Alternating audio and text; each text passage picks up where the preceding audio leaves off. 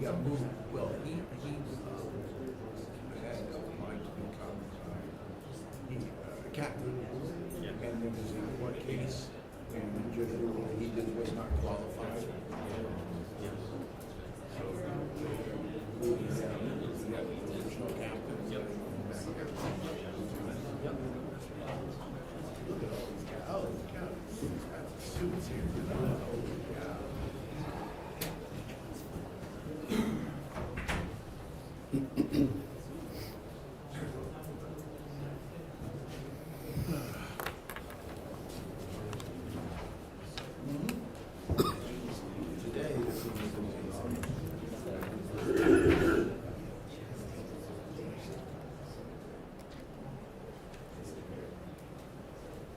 All rise.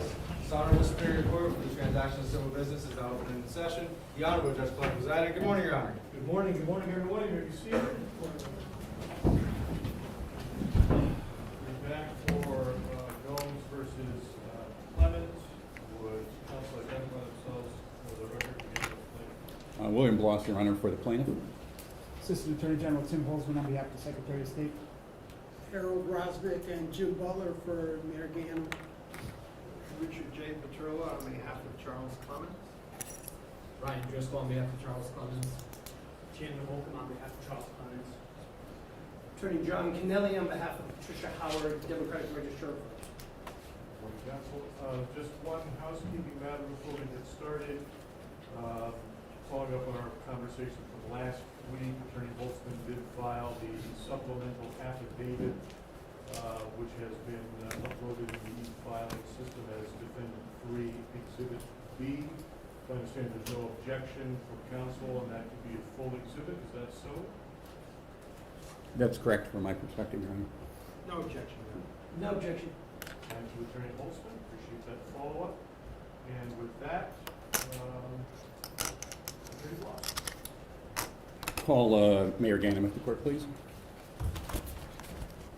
Yeah, you can step up here to my left, remain standing, face the clerk, and raise your right hand, please.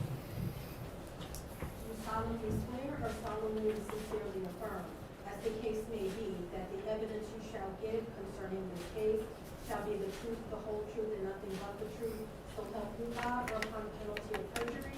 I do. Can you please state your name and business address for the record? Joseph Ganim, 999 Broad Street, Ballot. Can you please spell your last name for the record? G-A-N is in Nancy, I am in Mary. Thank you. Thank you. Mr. Ganim, if you could just please answer the questions that are asked of you with words, so we can get them on the record. If you just keep your voice up, so speak to the marshals in the back. Everyone will hear you just fine. If at any point you don't understand the question, just let me know, and we can deal with that. If you hear the word objection, just stop, and I'll step in and tell you what's next. If you need a break or anything, let me know. Otherwise, you may proceed if you want. Thank you. Thank you, Your Honor. Good morning, Mayor Ganim. Good morning. Mr. Ganim, you were the endorsed Democratic candidate in the September 12, 2023 primary for mayor, correct? Correct. And your opponent was? My opponent for mayor is, well, John Gomes. Right. And I want to just ask you a couple of questions briefly about absentee ballots. Do you, at the time of the primary, did you know who was eligible to use an absentee ballot to vote? Rule in particular, no. Generally, I know the rules. Okay, but okay. So generally, you know, there has to be sickness or out of the town or working as a campaign or as an election official. Yeah, I believe that's contained on the application, yes. And do you know, have an understanding of who can drop an absentee ballot in a drop box? Do I know who could? Right. As I understand, the drop boxes are to replicate the mail requirements, so it would be the same procedure or authorization I think is contained in that. I'm sorry, Arthur, I missed that. It'd be the same as what, I think anyways, what goes in a mailbox. Okay, and do you have an understanding that a person cannot have the absentee ballot of another person except in a couple of very narrow circumstances under the statute? I think that premise is generally correct. Yeah. All right. Now, Mr. Ganim, you were in a primary also in 2019 for the Democratic nomination for mayor, correct? Yes. And your opponent was Marilyn Moore? Yes. And you were actually sued in 2019 as a defendant by supporters of Moore claiming a primary result was invalid, right? Yeah, I don't know the exact definition of the plaintiffs were, if they were supporters of Moore, but yes, there was a lawsuit. Yes, I was in fact, was party somehow. Right. And one of the claims in that lawsuit was that there was absentee ballot mishandling by some of your supporters. You remember that? You know, I tried to review that case. I think it dealt with a lot of applications and questions of signatures, but I'm challenging premises again, yes. And so that was you've read the complaint in this case, have you not? I have. And it's similar, not the same allegation, but similar allegations, right? I think it invokes the, generally, if you don't mind me saying, the same statutes about whether the mistake in the count of the vote. I think that's as much as I can make a clear language that I think applies to both, sure. All right. And in the 2019 case, you actually filed a defense in that case through a lawyer, right? You know, honestly, I don't recall. Well, let me show you a document and see if it refreshes your recollection. Please. Let me show you this.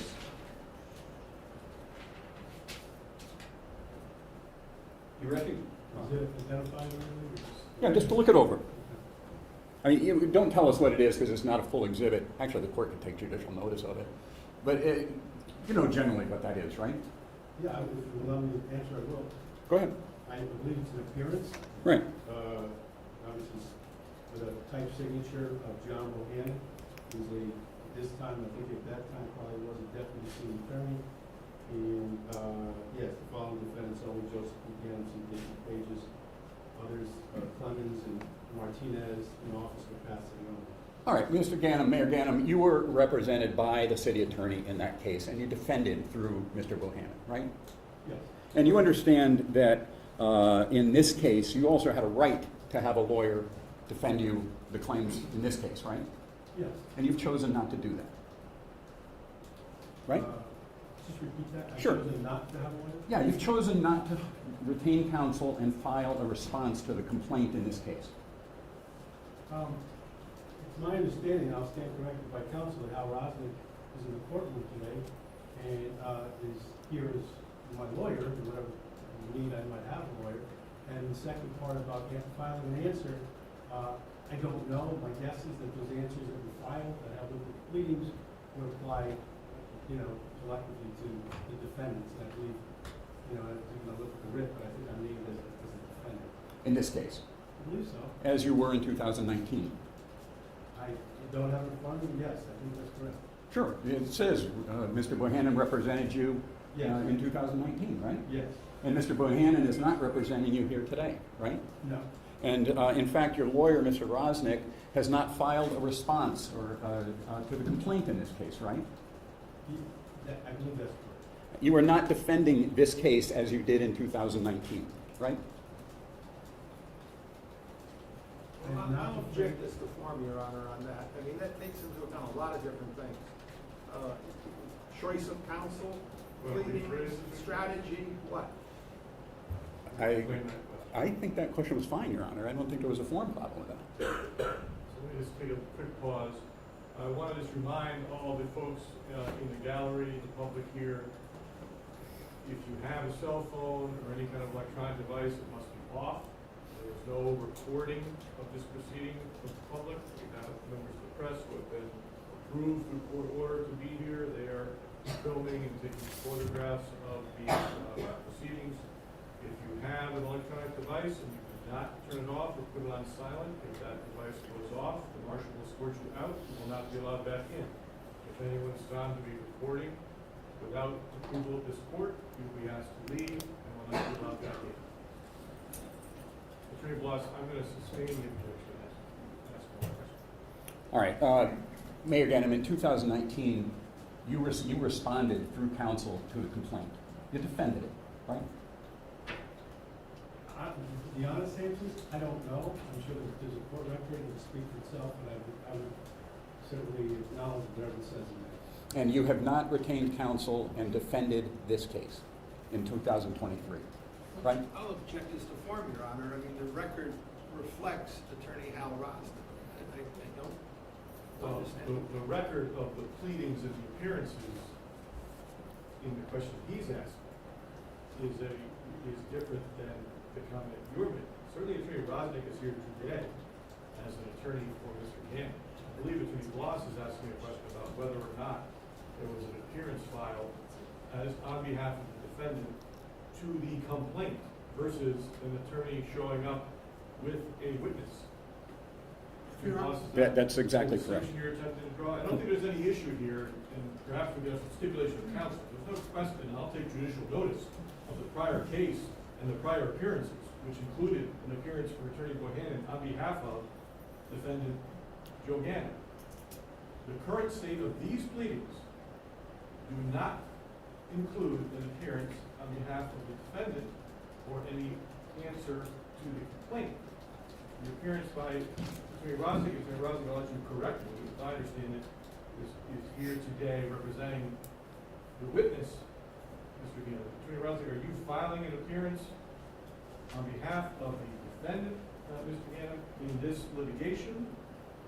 Or are you just here as an attorney for the witness, Mr. Ganim? As of now, I filed an appearance on behalf of Mr. Ganim General. We haven't made a decision yet beyond today. And I note for the record that in reviewing the complaint, the only allegation against Mr. Ganim that pertains to Mr. Ganim is that he was a primary candidate. That's the only allegation that involves Joe Ganim. So to the extent we're talking about 2019, I think it's irrelevant. I think it borders on infringing on the attorney-client privilege. Attorney Rosnick, let's stop you there. You want to have an appearance as a party in this case?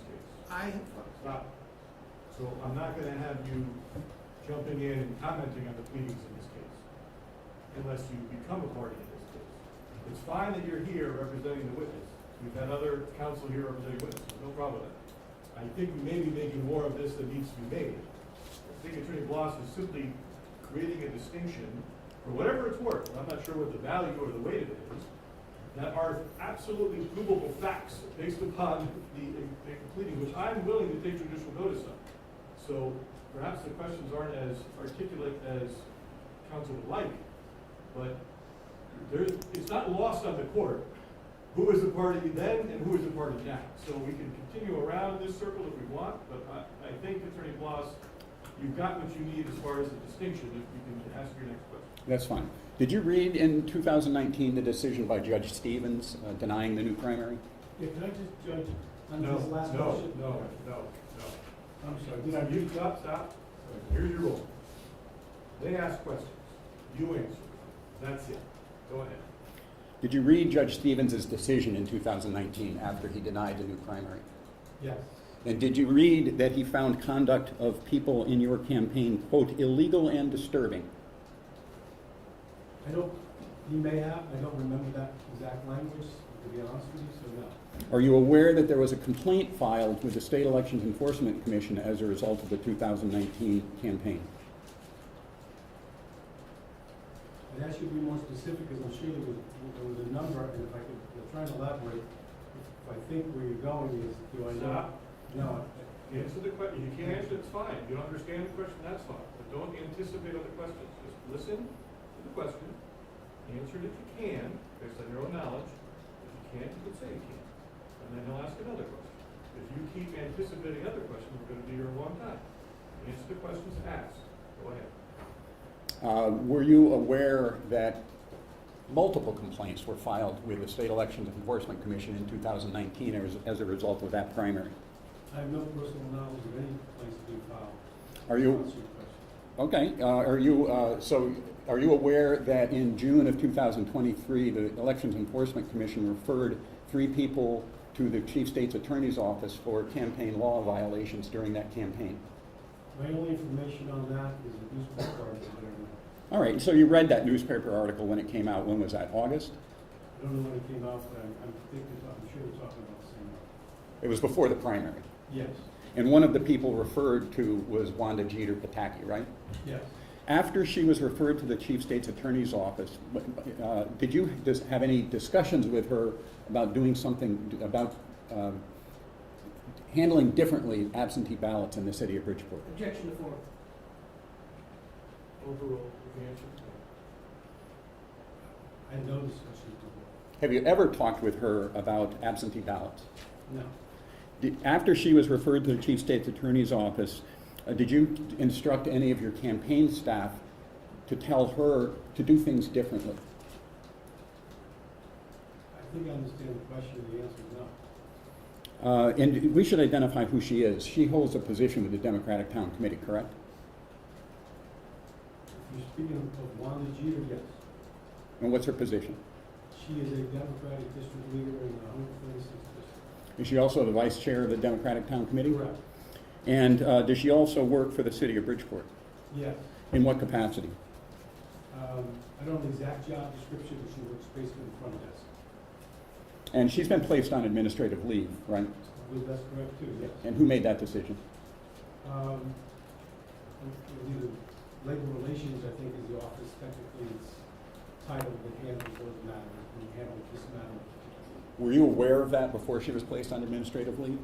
I wasn't aware of what they were going to do, but I was aware, as we all were, when at that time the city was going to look at that matter and hopefully handle it appropriately. And what was that time?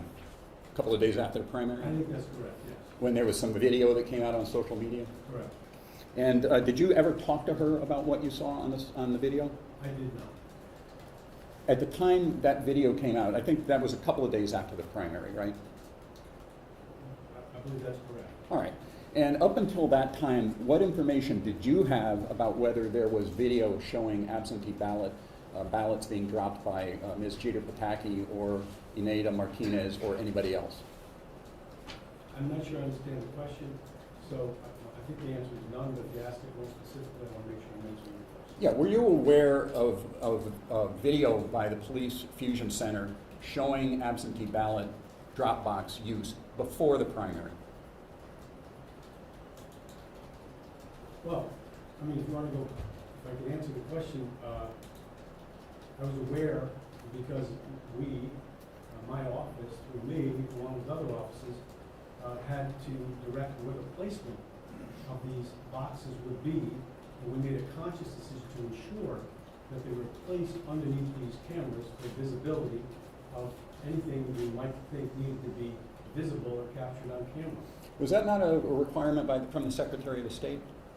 It was a criteria, a lot of criteria, but no, I think we're the only city or town in the state of Connecticut that actually has cameras on our boxes for this particular reason. They're supposedly put in well-lit areas where there was visibility so that the cameras could, in fact, anyone, we want to have accessibility certainly, but also want to have visibility if we could, so we place them particularly where these cameras were that are now in evidence. And so, and you said for that reason, the boxes were near cameras. Was one of the reasons to be able to record evidence of people making mass absentee ballot drops? Objection to form, Your Honor. I don't know that that was ever part of my discussions or anyone else's discussions that I was part of on where to place the box with regards to. It was more along the lines, frankly, we wanted to make sure that there was general security and the ability to observe, and I guess in part it aids in some ways you today in order to have this discussion. And was there any review, to your knowledge, was there any review of the video before the primary, just in the 2023 primary, to see whether there were any improprieties, if you know? Well, objection, Your Honor. Review by whom? Who? The Fusion Center personnel, Captain Greg? By Mayor Ganim? Who are we talking about? Overruled. By me? The question is, Any- the question was broad. So the first question, you may have follow-up questions about individuals, but the first question is whether you were any. So if you can answer that question, go ahead. Thank you. Okay. I mean, so to your knowledge, I don't know. You don't know of any review of the video before September 12th. That's correct. All right. How about after September 12th? Is the first you learned of the video the social media post on approximately September 14th? Approximately, sure.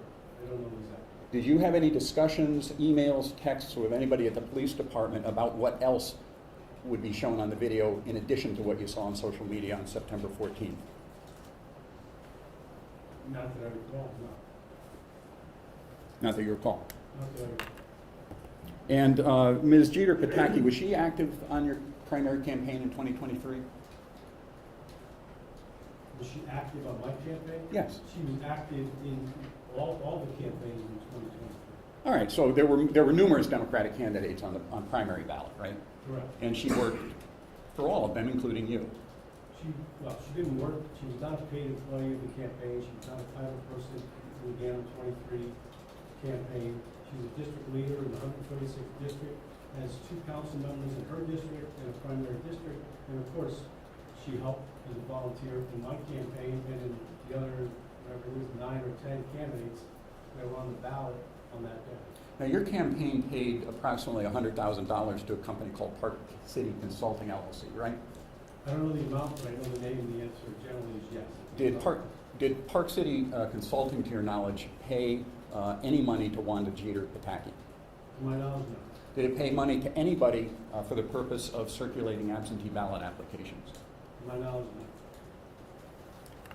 And so, can you just summarize what specifically Ms. Jeter Pataki, what your understanding is what she did on your campaign and the rest of the campaign on the Democratic slate for the primary in September?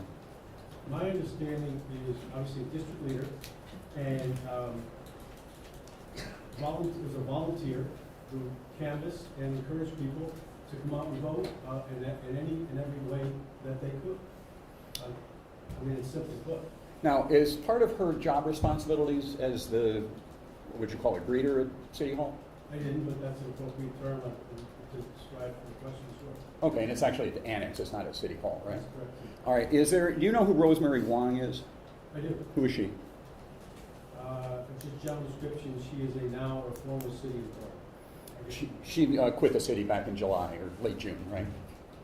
I don't know. If you tell me so, I'll take the representation. I don't know. Is there any job-related reason why Wanda Jeter Pataki would be given access to people who visited the rental rebate program office to inquire about benefits?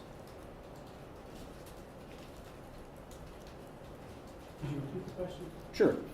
Ms. Jeter Pataki was the greeter at Correct. City Hall Annex, right? Correct. You know what the rental rebate program is in Bridgeport, right? Generally, yes. What is it? It's a program that assists people with, say, rebates if they qualify with regards to rent. If you want to drill down further, I'm not sure I'm able to. That's fine. You understand people have to come in and apply, and then there's a list of people that are in the program, right?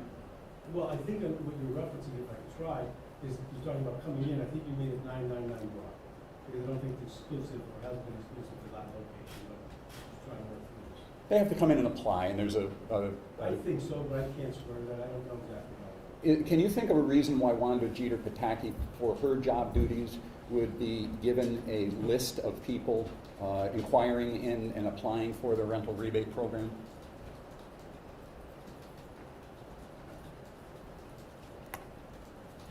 My depth of knowledge, very frankly, is based on a recent newspaper article, but in that she's the greeter, as you say, she would have to take over responsibility over people coming into the building or not. And so if they were coming into 999 broad, and that's what I was trying to clarify my answer to your question, then yes, in that capacity, whoever was at that position, And how? have some role of, I'm just trying to finish it. That's fine. I Would do. have some role of responsibility in that. We've had incidents, as maybe you're aware or not, as many public buildings do, and so there is at least a decorum of let's say, how and when people can come in and have some level of accountability within the building. And so, is it your testimony that it's for security purposes that Ms. Jeter Pataki was given the names of participants in the rental rebate program? Objection to the form of the question. This states prior testimony. Could you repeat it? I think the answer is no, but could you repeat it to be sure? Is it for security purposes that is your understanding that Ms. Jeter Pataki was given access to the rental rebate program participants? Well, I don't know, I don't have knowledge that she was given that information. I premised my prior answer on would she in her position have any reason to want to know who's coming in and out of the building. So if I misstated that, I'll correct myself. And what other members of the public did Ms. Jeter Pataki have access to participant lists for? Objection to the form of the question, Your Honor. If you know, it's, I don't know I understand the question. What other forms of lists is there? right, you've said that, and I understand you don't know whether there was access to the rental rebate program I know. given to Ms. Jeter Pataki, and you're not aware that Ms. Wong sent an email to OPM in the Office of Policy and Management in Hartford in early 2023 complaining that the rental rebate list was being used for political purposes? Objection, Your Honor. He's introducing documents that aren't in evidence, not even marked for ID. I object to the question, Your Honor. Actually, same objection. I didn't offer an exhibit. I asked a question. We're going to offer an exhibit, Attorney Blunt. Do you want to respond to the objection? No?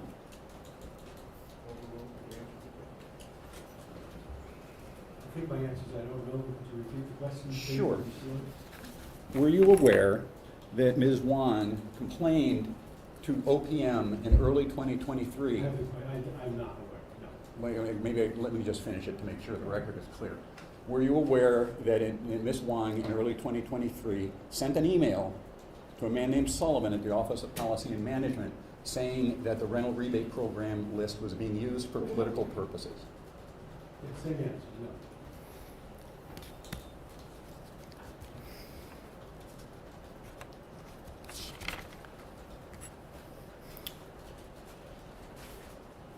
And I may have asked you this already, forgive me if I have, but after Ms. Jeter Pataki, you read that she was referred to the Chief State's Attorney's Office. Did you talk to her either directly, well, no, just ask directly, did you talk to her about what the claim was against her that led to the criminal referral? You did ask, and I answered, and I said no. Okay. So at no time did you, when she was working on your campaign in September, for the September 2023 primary, did you instruct her or direct her to do anything differently than she had done in 2019? So just to clarify, she's not a worker or employee on the campaign, she's a volunteer, and the answer to the substance of the question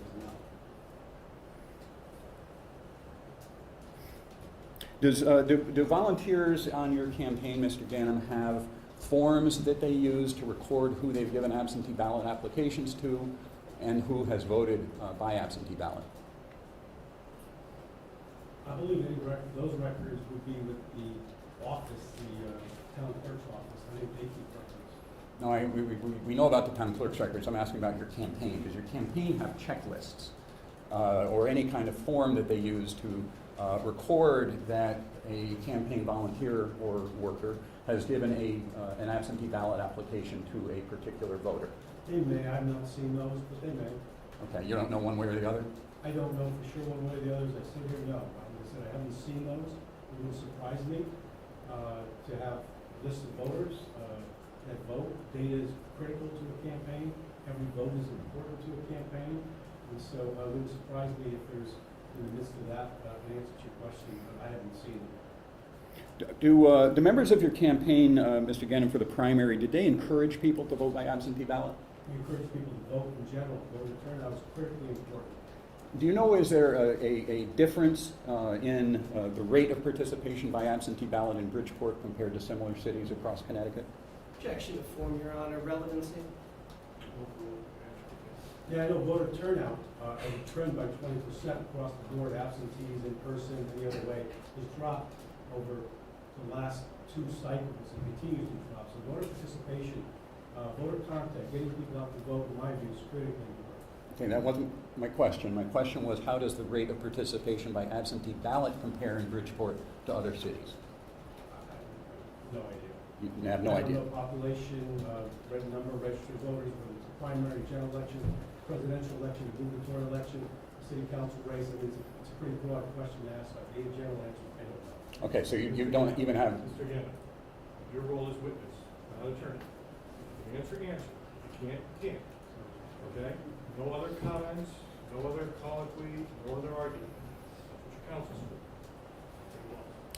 for. Mayor Ganim, is it your understanding that volunteers and campaign workers in your campaign are directed how the absentee ballot process works? Paid, unless you understand. Well, let me, if you don't understand the question, I'll rephrase it. Are people in your campaign trained on they can handle absentee ballots? If you know. I think the general answer is yes. They're given information as to how to canvass, what is appropriate, with regards to voter contact that includes absentees, and they receive the do's and don'ts sheet. Anyone who takes out 5 or more applications. And and that's from the town clerk's office. At town clerk or register of voters, I'm not sure, but yes. And you know that one of the don'ts on that sheet is don't take custody of somebody else's ballot, right? Yeah, we put it more simply, don't touch someone's ballot. That's right. All right, so your direction, either it's probably not from you, it's probably from somebody working on your campaign, or is it from you? Do you tell people, don't touch somebody else's ballot? If the conversation ever comes up and there's a question, sure. Did you ever tell Wanda Jeter Pataki not to touch somebody else's ballot? I never had a conversation with her about absentee ballots. All right, but you have directed people on your campaign organization, don't touch an absentee ballot that's not yours. Yes. And you would expect that people running your campaign would give the same direction to people working on the campaign, right? Absolutely. Who is your campaign manager? Well, it's a consultant-based campaign, so there's no named campaign manager. Well, who is the consultant? Well, the two that I think you're probably most interested in would be America Santiago and Kurt Wesley, who dealt with the canvassers. And you would expect that they have trained canvassers and other volunteers in to never touch an absentee ballot that's not theirs? Yes. Now, you know who Eneida Martinez is, right? Yes. And she's running for city council on your ticket? Yes. Does she have a... She's running for city council, yes. She's a Democrat who was candidate for city council in 139. Yeah, and she was endorsed by the Democratic Town Committee, as you were for the September 12th primary, right? Correct. And have you endorsed her candidacy? I support her. I don't know if that means I endorse her. Are you on campaign literature together? No. Not that I know. If you have one, I'll look at it. Not that I know. Okay. I'm going to ask, Your Honor, if we can bring up Exhibit 141, which is already a full exhibit. Here on the screen to the right.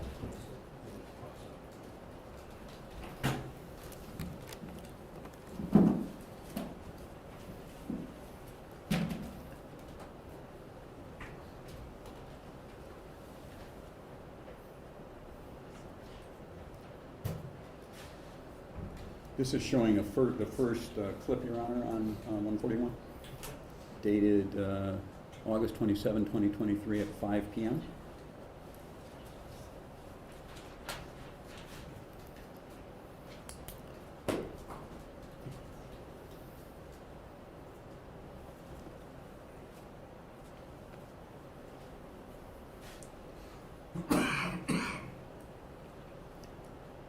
Just stop it there, please. Mayor Ganim, do you know who that is? I do not. You don't? No. Would it help if I zoomed in on it a little bit? Try. You don't know that to be Eneida Martinez? I do not. What kind of car does Eneida Martinez drive? I don't know. All right, let's go to the next one and we'll come back to this.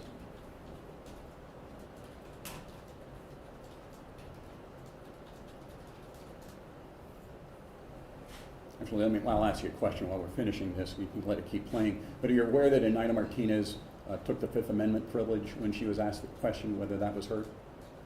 Well, I didn't see the video, but I did hear the testimony, yes. When I asked her if that's her, she said, or her counsel actually said, I plead the Fifth. Okay. Were you aware of that? I watched the video of the court proceeding, and I'm not sure I could see the camera at the time, but All right, the second video, you know where this is, right? yes. Where is it? Here's the front of 999 Woods. And who is that approaching the ballot drop box? You know, I looked at this as well. I can't see the face, but it's an African-American woman, and I guess the presumption is that it's Wanda Jeter. Mayor Ganim, do you not know that to be Wanda Jeter? I believe that's her. Why do you believe I it's can't her? see her face. Why do you believe it's her? Well, it looks like her. And did you see that she just put in a stack of ballots into the absentee ballot drop box? Objection to the form, the use of the term stack. I don't mean a number, Your Honor. I think it is a stack. Your Honor, I don't believe that's evident from the evidence. You didn't, you don't know what she was doing there? I do not, I can't tell exactly what she's putting in there, something white, could be envelopes, of course. Sure. But it's already testified in the oath that I know that she put, as you quoted, a stack of ballots in there. I can't say that. Well, when you reviewed the video on social media 2 days after the primary, you heard, there was discussion about suspending this year, right?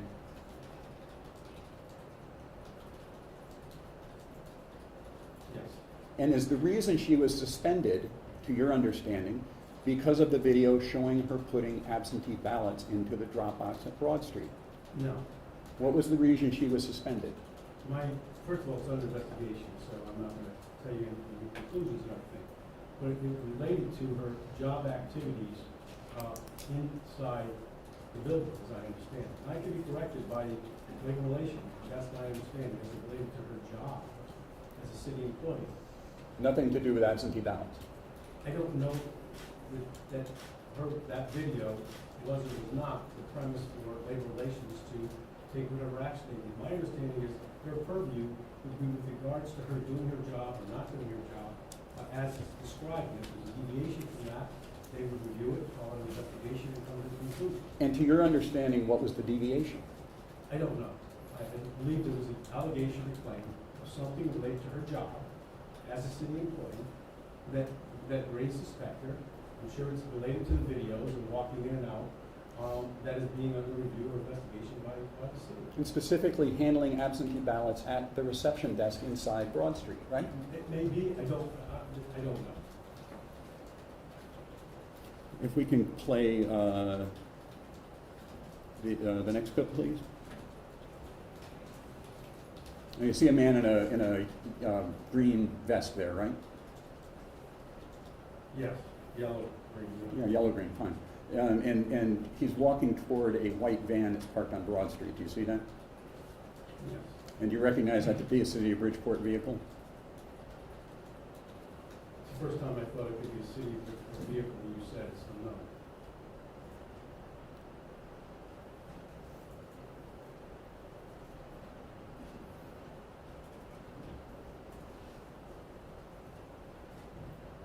Can you zoom in on it? Well, we can do that, yes. We can't play both at the same time. That's the only issue. So we'll go. But can you, Your Honor, if I can just address the technical person, can you bring up the other one, 140B? And the clip specifically would be on Exhibit 141. No, it'd be on 140B. Broad Street at 829.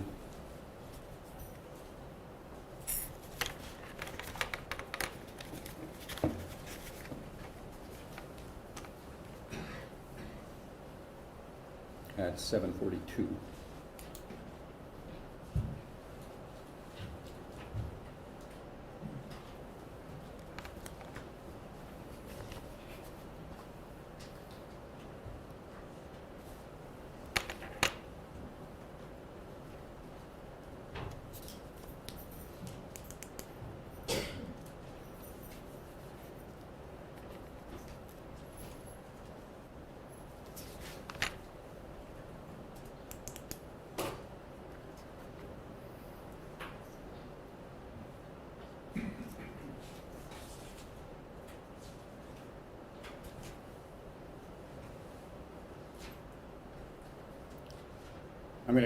We're gonna zoom in a little closer in a minute, Mayor. Do you know who the person is in the yellow-green vest?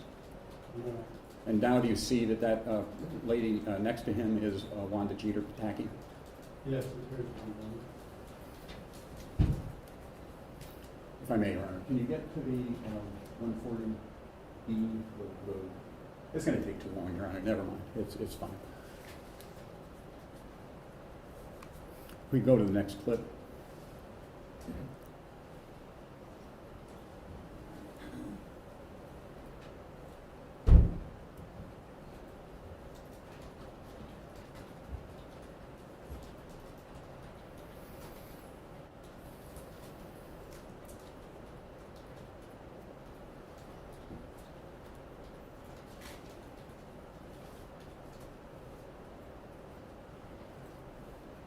think if we could just go back to 141.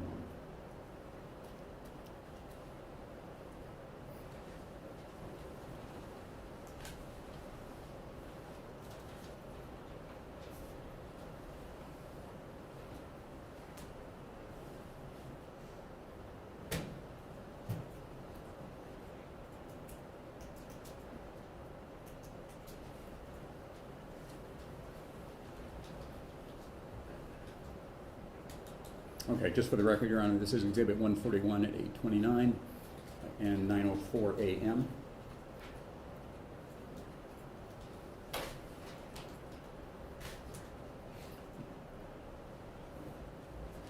you know who the gentleman is approaching the drop box there? No.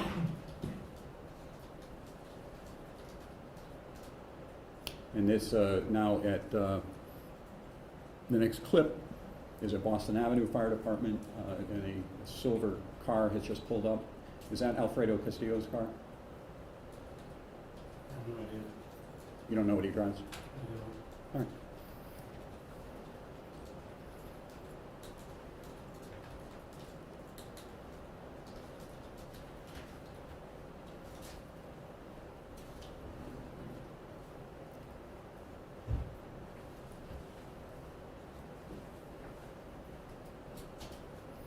I think he's right.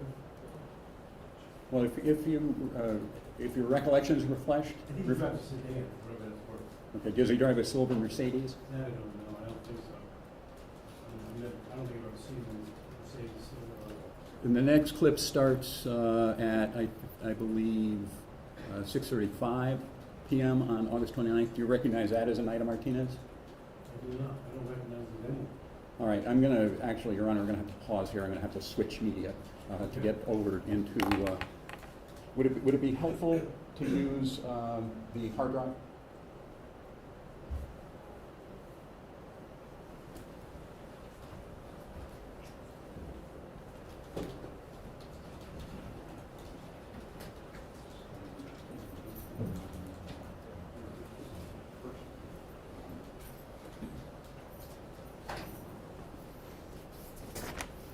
I need 827 on Boston Avenue at 5:05 p.m.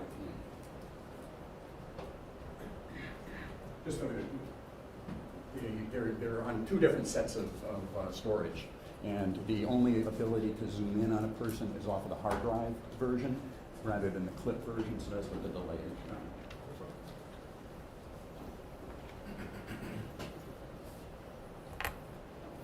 And while that's being set up, I can ask a couple of other questions. Mayor Ganim, have you seen the series of clips of the of absentee ballot Dropbox use that was introduced as an exhibit last week? No. Have you seen, other than you saw the clip on about September 14th showing Ms. Jeter Paki in one scenario, right? I don't know. You don't know? Have you seen, before today, have you seen videos of Ms. Jeter Paki approaching the ballot drop box at Broad Street? Before today. I just showed you a couple, right? Have you seen any before today? I've seen these videos before in preparation for this case today. Okay, that's what I'm asking you. When you saw each of the videos I've shown you today, you've seen before today? So far, yes. All right. And who showed them to you? You showed them to me. Yes. I received a copy and I reviewed them myself. All right. With, with counsel. Okay, I don't volunteer anything that you and counsel talked about, but where did you receive the copy of the videos from? Who? An email. From? I can check. I think it's Tom Bartlett from my campaign. Okay.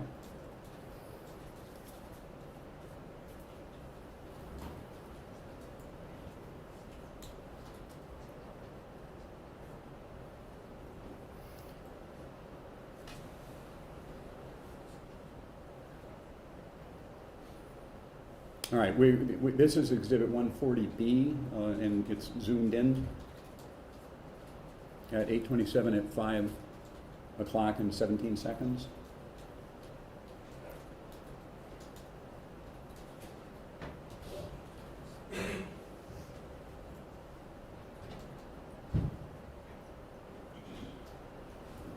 You've seen this video before? I don't know. Is it the same one? It's zoomed in, that's all. Do you recognize that as United Martinez?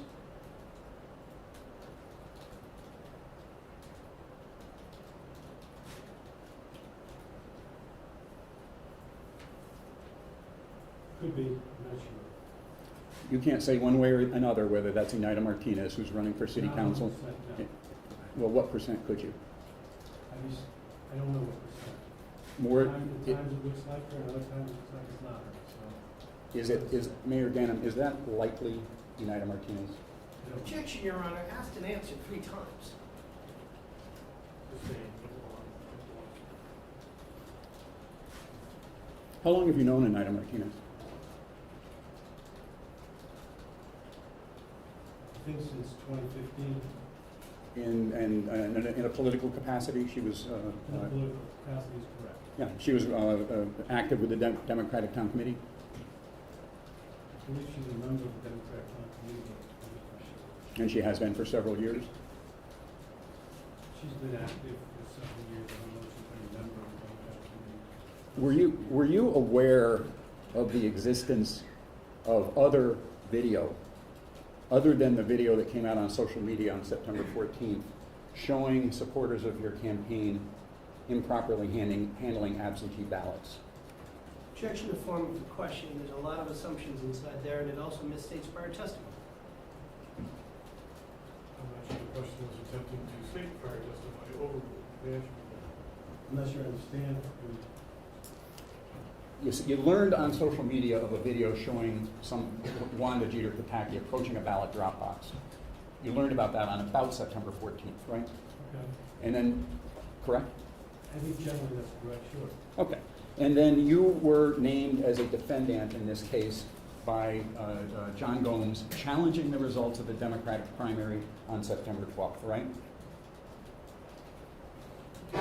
Okay. And you knew at the time that you were named as a defendant, you had a right to come in and defend the results of the September 12th primary, correct? I think that's generally correct. You can take arguments with it. I'm not sure I phrase it that way, but yes. Okay. Well, that's what you did in 2019 in Lazar versus Ganim, right? Well, generally think the answer again is yes. Okay.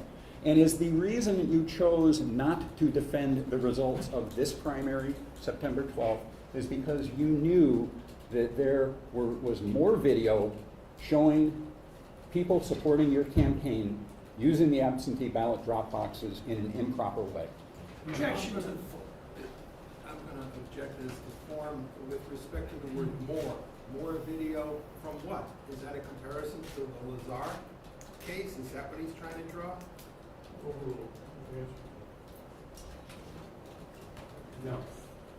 The reason that you chose not to defend this case was not because you knew that there was other video out there as to this primary. Is that okay? Nothing further, Your Honor. Thank you. Mr. Terrace.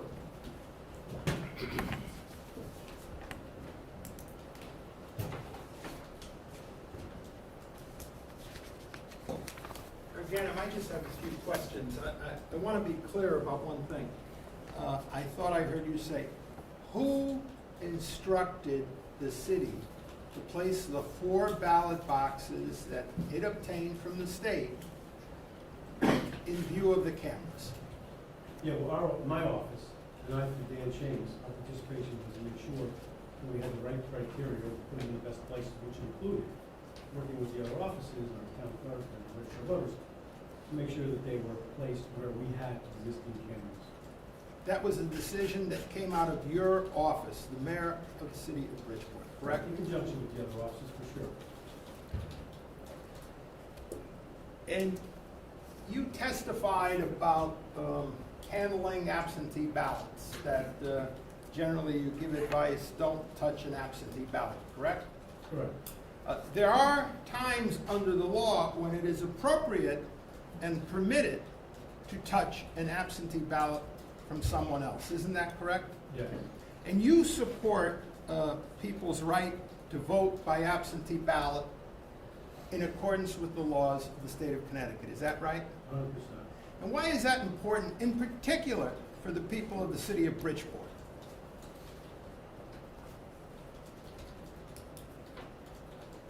If I could, yes. I mean, we have, the criteria, as I understand it, is to allow accessibility and franchising all individuals for a right to vote. And if you're handicapped, you're sick, you're elderly, which Bridgeport has probably the largest population of seniors and handicapped individuals of any place in the state, it's critically important that we be aware of that in the opportunity for people to vote and select who's going to be the mayor or any other office.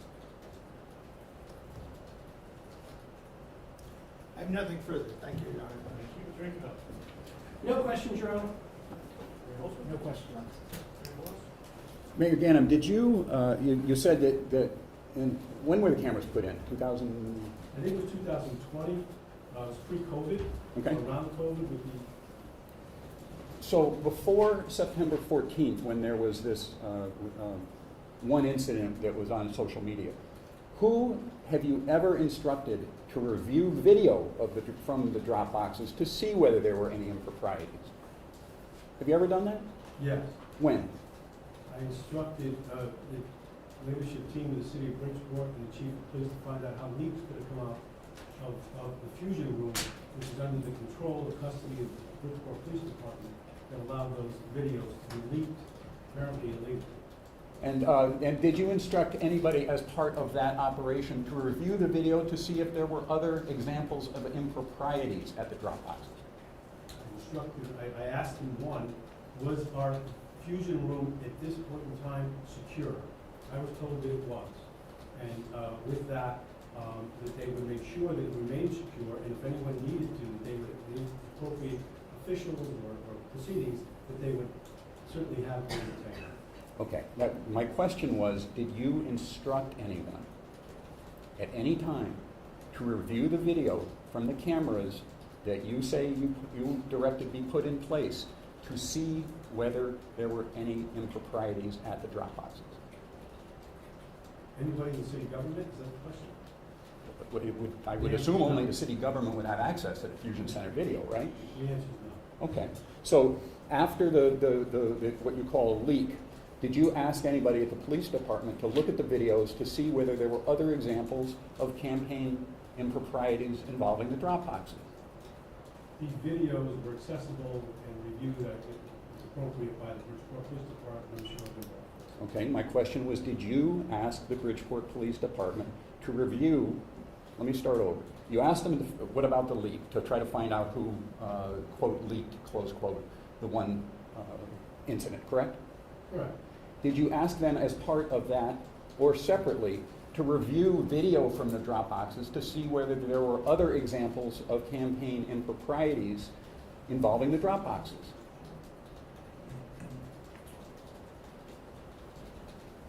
I don't remember a specific instruction with that language. How about a general instruction with that language? I think there was a review by the police department, whether through instruction or otherwise, to look at visible problems or improprieties on videos. And at that point, I did not have any further contact with the department with regards to this matter. Okay, so you had a general conversation with somebody at the department about, first of all, who leaked the one incident, right? I don't know if that's a correct characterization, so I just say no. How is that not correct? The conversation I had was to, one, did we have a problem with our fusion room, that there had been inappropriate access and how that could happen, and to find out how, and then we have a continuing problem with that. And then from there, whatever appropriate legal action our police department would take, that they would pursue that through the chief. So you had an understanding as part of that, and was that conversation with the chief? Who was that with? Okay. And so as a result of your conversation with the chief, you had an understanding that somebody at the police department was going to look at the cameras, look at the video, to see whether there were other incidents of drop box misuse other than the one that had come out on social media. I didn't get into how to tell the chief to do his investigation. I did raise the specter with him, put it in his hands along with his department and left it to him and other law enforcement. When you say raise the specter, you raise the specter of other videos showing absentee ballot box misuse.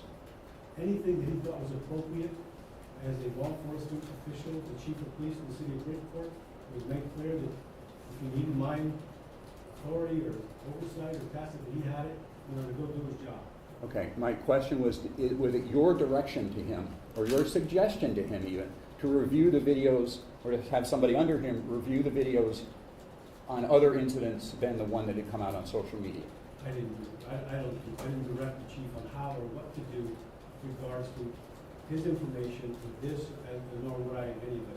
Did you have an understanding based on what he told you that he was going to do that? He was going to review the video, he or somebody else at the police department was going to review the videos to see if there were other incidents. It was made clear to me by the chief that he was going to do his job, and I'm sure he's done it and continues. And did that include looking at the videos to see if there was misuse of drop boxes on other occasions than the one? I think you have to ask him that exactly how. I'm asking what your understanding. To answer your question, I apologize, Your Honor. I did not direct him specifically on this, or, what I made investigation. Mayor Ganim, my question is whether you had an understanding based on that meeting that that's what he was going to do. I don't have an understanding. That conversation, I'm trying to relate to you my conversation with him. Did you have an understanding based on that conversation that he was going to see? I'm sorry. This has been asked and it has been answered. Did you have I'm asking about your understanding.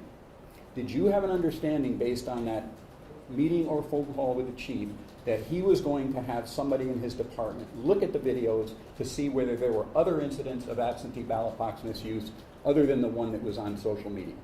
I don't know. That didn't come up. I don't know. You, Trying to answer your question, I just don't know the way you phrased it. If I can give you a better answer, I apologize.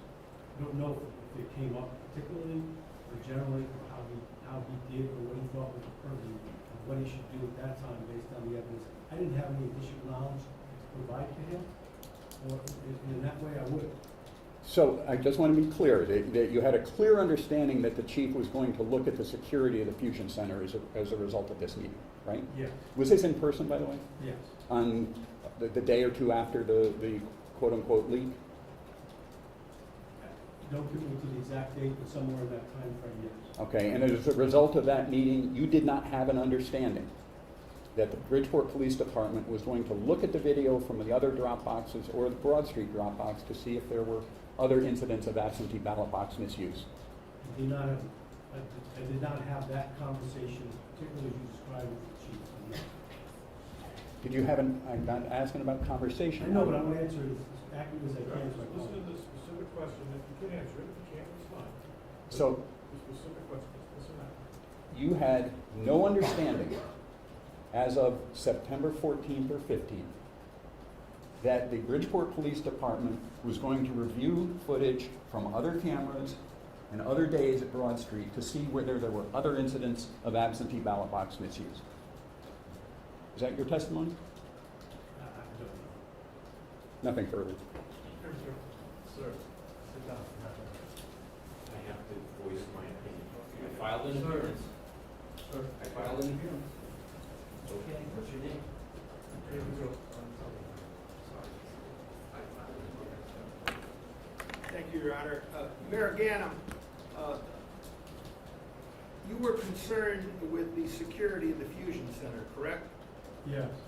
And the Fusion Center has the camera surveillance for many public buildings and the schools located throughout the city of Bridgeport. Is that correct? Yes. So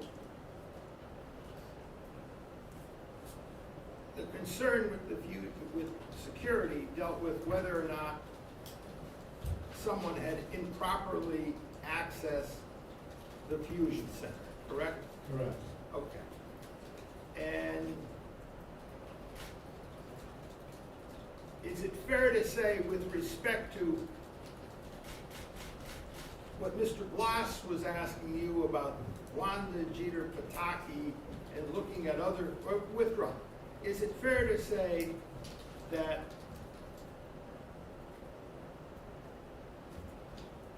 the chief said with respect to the election matters, he would do his job.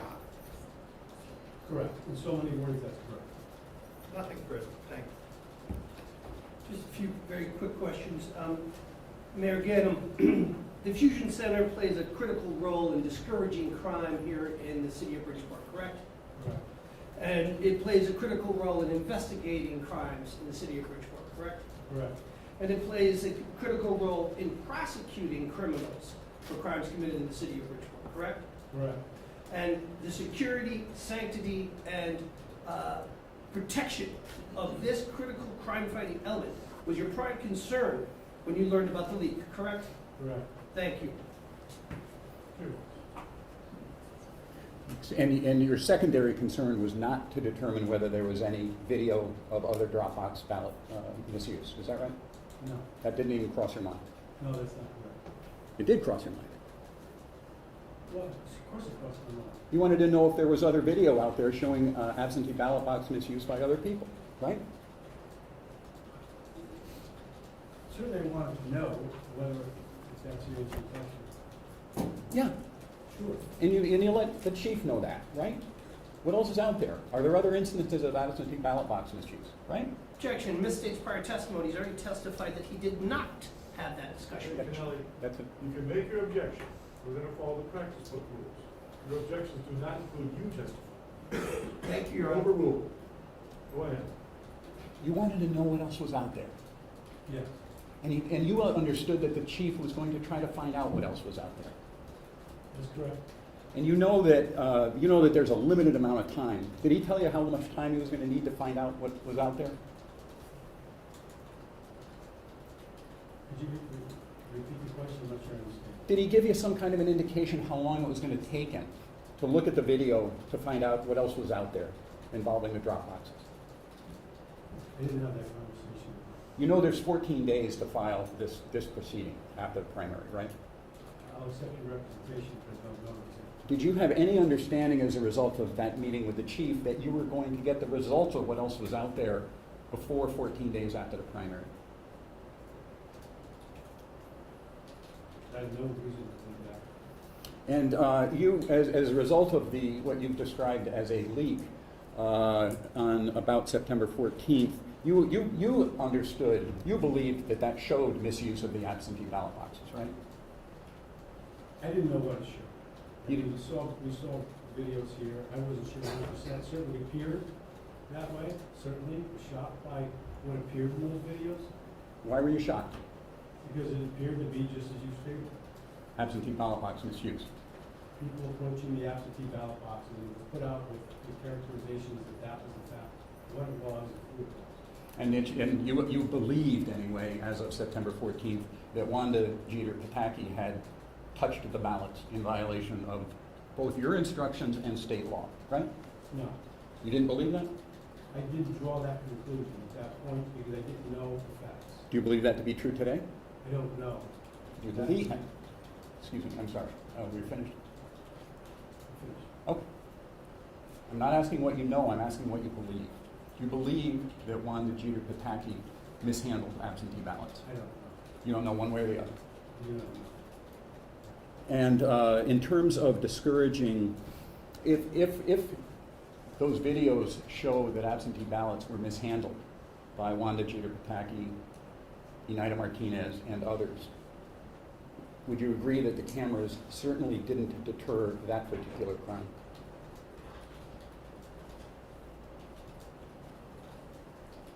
Would I agree that it did not deter that particular crime? Yes. The first part of the question was again? If the videos show Wanda Jeter Pataki or Eneida Martinez or other people casting absentee ballots that were not theirs, would you agree that the cameras did not deter that crime? If you allow me, the court will tell me if I'm wrong, and I will try and answer it this way. If people put ballots in violation of the law, and entered the drop boxes, and the cameras were there, then I agree with the premise that it did not discourage. Nothing further, Your Honor. Thank you. Very good. Nothing further. Break it up. Nothing, Your Honor. Very well. Nothing. again, thank you so much for listening. Please step down. Thank you for your presence. Good time for the morning recess? Sure. Okay, why don't we take our morning recess, get this information to order we may. We'll come back to the session at 11:15. All rise. Court now stands in recess.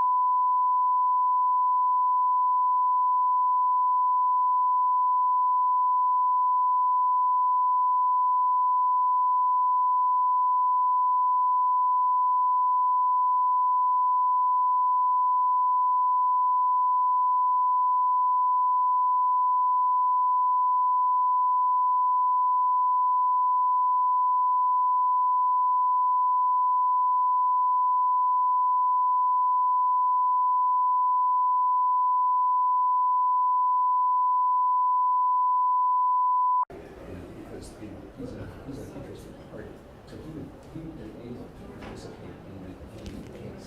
He's satisfied that whatever the result is, he's going to abide by it. Are we done yet? Oh, I didn't have.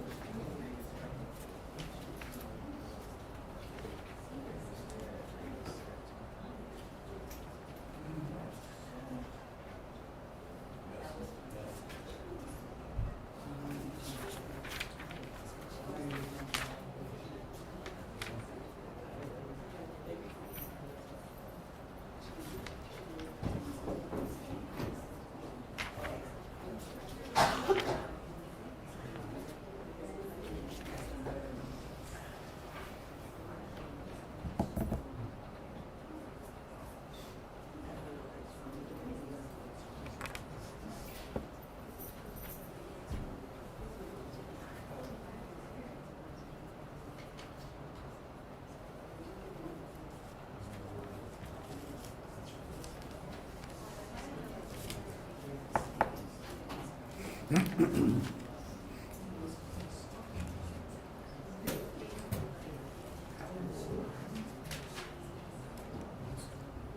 we're gonna go to one. and then come back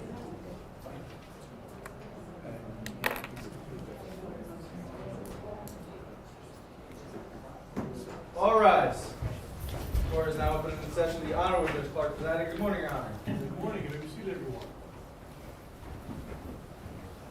Read one. Yes, Your Honor. A couple of housekeeping items first. Exhibit, No, I just, I'm sorry. my He stepped out to the men's room. partner to go Wait a locate moment. him, Your Honor. It's okay. Coming back.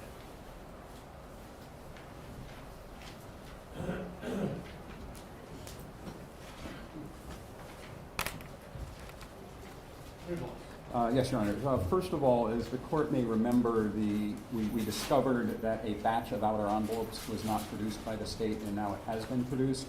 What happened is that a particular set of inner envelopes was duplicated twice, and that would be specifically Exhibit 24 and 25. Reflecting Bates numbers 11-620, no, I'm sorry, 11, Bates number 11-645 to 11-661 was a duplicate of the immediately preceding Exhibit 24. The state has now produced copies of the proper set of outer envelopes from District 132, the outer envelopes. I have marked the correct set as Exhibit 182, and I would move that as a full exhibit. Any objection? I'm sorry, Your Honor, is the offer, the envelopes? I didn't hear the offer, I guess that's what I'm saying. Well, he's filed Exhibit 182. He's moving that as a full exhibit. And this is the Have you seen production. Exhibit 182? I believe, Your Honor, if I may, If you haven't, that's okay. Go ahead. if I may through the court, this is the production from SEEC, Right. the supplement? No objection, no objection. So it sounds like there's another exhibit that may be a duplicate. This is the compliance with the state, which is the subject of their supplemental affidavit, which is now Defendant 3 Exhibit B. And this is essentially the information that the state has now shared, which completes the absentee ballot envelopes and exhibit information, as I understand. Correct, Attorney Laws? It is. So Exhibits 1 through 122 plus 182 are the complete set of inner and outer envelopes as produced by the state, but Exhibit 24 and 25 are the same. Okay, so without objection then, 180, plaintiff's 181, full exhibit. 182, Your Honor, I'm sorry. I'm sorry, 182, full exhibit. Your Honor, exhibits 24 and 25 will remain full. They remain full for what they're worth. I guess I can. Right, look at it twice. I think in terms of, there's no reason to No reason disappear to- Exhibit 25, So but 182, full exhibit. just in adding up the numbers, 25 shouldn't count, so, Well, it's already in, so it is what it is. sure. I'll not confuse myself with your representation, thank you. And also, Your Honor, did disclose to the defense yesterday 2 additional clips from Boston Avenue, which I believe show a misuse of the absentee ballot box. And so I marked those 2 clips as Exhibit 141A, and I would move those to supplement Exhibit 141 that we have already looked at. Any objection to those clips? Just for the query, Your Honor, as long as Attorney Bloss is making the representation that the additional clips to 141 are just, full copies of what is produced by the Bridgeport Police Department with no editing, then I have no objection. No objection, Your Honor. That is, Attorney Blas, these are from the hard drives and just excerpts of what you believe, for whatever purpose, are relevant videos to review. correct. Okay, so that's 141A, without objection, full exhibit. And before the next witness, Your Honor, I'd ask that we play 141A. It'll take a minute. You may proceed.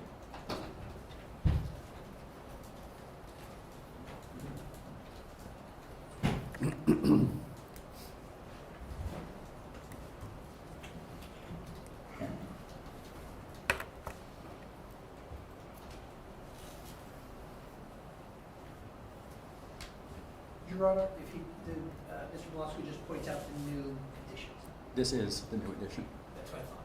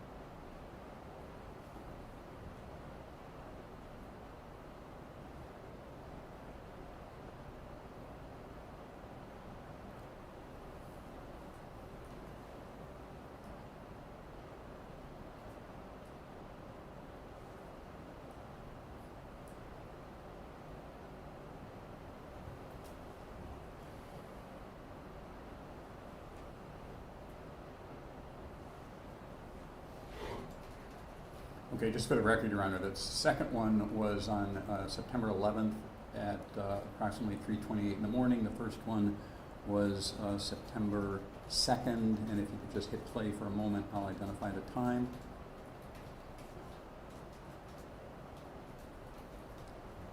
(9:24 p.m.)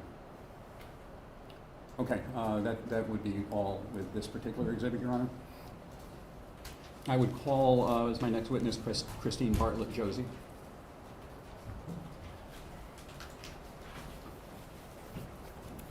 Let your step as you walk through. To my left here, remain standing. Raise your right hand. Do you solemnly swear or solemnly and sincerely affirm, as the case may be, that the evidence you shall give concerning this case shall be the truth, the whole truth, and nothing but the truth, so help you God, or upon penalty of perjury? Can you please state your name and business address for the record? It's Christine Bartlett-Josie, 1 University Place, Newton, Connecticut, 065. Can you please spell your last name for the record? BARTLET, -JOSI. Thank you. Ms. Bartlett-Josie, if you have a seat. You've heard my instructions before. Just keep your voice up, answer with words. Just please listen to the question asked and do your best to answer that question. If you can't understand the question, don't understand the question, just let us know, we'll rephrase it. If you would object, just stop and I'll jump in. If you need a break or anything at any point, just let me know. Otherwise, just answer the questions asked, keep your voice up, speak to the marshal in the back, and we'll all hear you just fine. Your voice. If I can just put on the record, Your Honor, I'm offering Ms. Bartlett-Josie's testimony based on the discovery that we have now. I reserve my right, subject to the court's permission, to recall her as to any new items that we get, like the renters list, that we don't have yet. So in any event, I just want to put that on the record. Ms. Bartlett-Josie, what is your role in the Gomes campaign? I was brought in originally as a consultant on the campaign, and as time went on, I took on the role as campaign manager. And what is your profession? I am a political consultant. I am partly in firm DNA campaigns. I have run campaigns in the state for the past 20 years. Can you just give us some examples of some of the campaigns that you've been involved in? Certainly, for municipal elections, Mayor Stanford, Mayor Norwalk, Hartford, Bluefield, New London, West Haven, East Haven, these municipal races I ran. Statewide races, I was the campaign manager in 2018 for the statewide treasurer's race. I was also on a statewide race for Secretary of State in 2020, to the last election we had for the statewide elections. So I ran races in the state from Stanford to London, from the Valley to the Shore.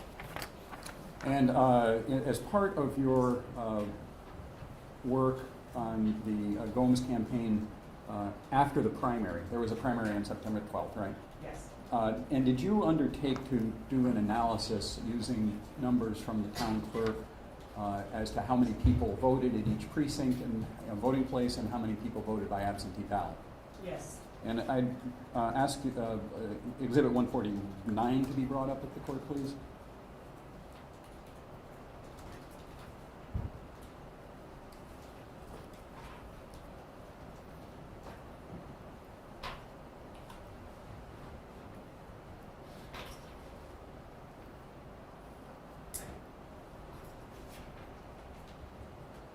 It was easier when we used paper copies.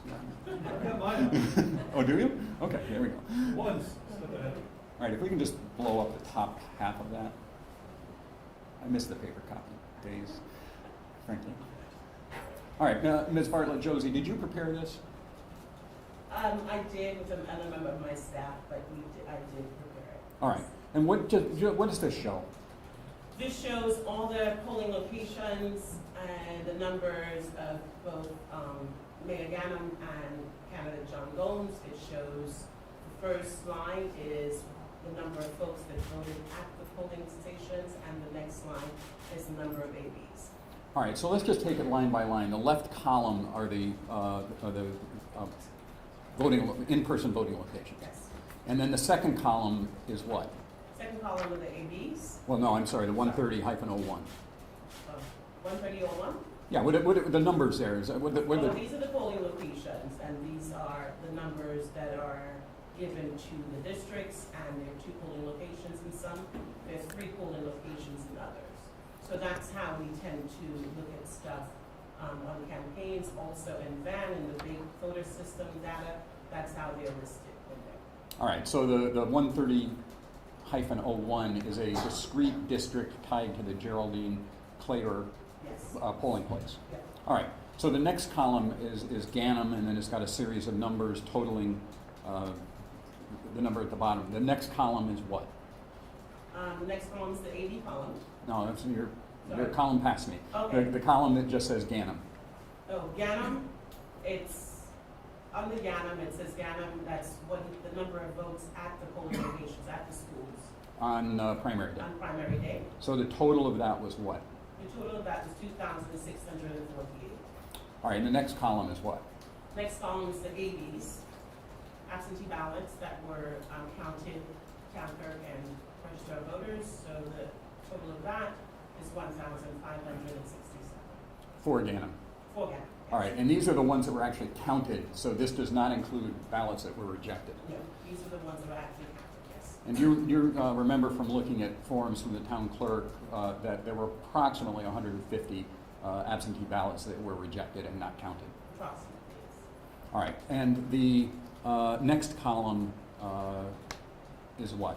Next column is the total number, including absentee ballots and at the schools. For the next column being for Mr. For Ganim. Mr. Ganim. And what's the percentage column? Percentage column is just simply the percentage of votes at, percentage of total votes, sorry. So is it the number, is it the absentee votes for Mr. Ganim by district? The It is percentage? Yes, the absentee votes, sorry, it's the absentee votes for Mr. Ganim by district. So in other words, in District 13002, a little over 5%, 5.23% of his votes were by absentee ballot. Yes. In 13101, 62.94% were by absentee ballot. Okay. Now let's go to the next column. Gomes, what is that? Gomes, the next column is the number of votes John Gomes got at the schools, And that's a total of? 3,100. And the next column? It's the number of absentee ballots that were counted for candidate John Gomes, Total? 861. And the next column is the total of in-person and absentee votes for Gomes? Combined, yes.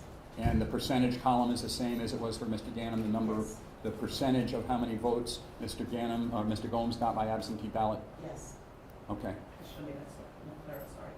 All right, and so the data that you've offered here in Exhibit 149 shows that Mr. Gomes was leading on the in-person voting by about 52?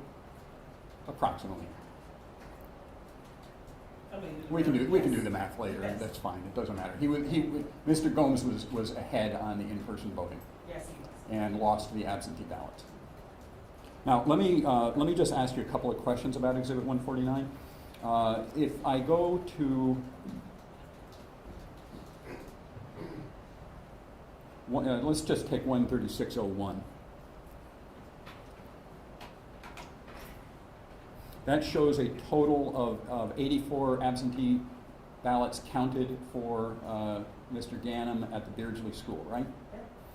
And it shows 10 for Gomes at the Beardsley School, right? Yes. And did you also endeavor to undertake to break down by precinct how many outer envelopes came in with a stamp and a postmark, with a stamp and no postmark, and with no stamp and no postmark? Yes, I did. All right, and I'm going to turn to that in just a minute, Your Honor, but I'm just going to ask you a couple of other questions about Exhibit 149. And if I go to District 13603, that's the Geraldine Johnson School.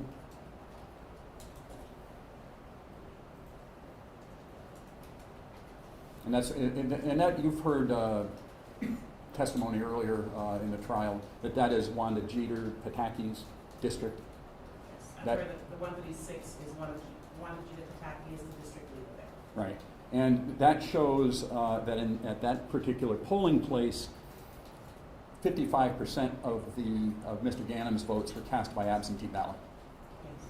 and 13% for Mr. Gomes were cast by absentee ballot. Yes. Now, I also let me actually go back to the video. I'm sorry, I should have done that earlier. Exhibit 141.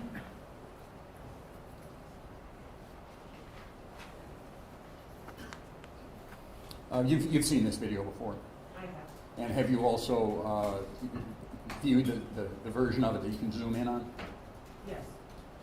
You did that in my office. Yes, I did. And do you recognize? Go ahead and hit play.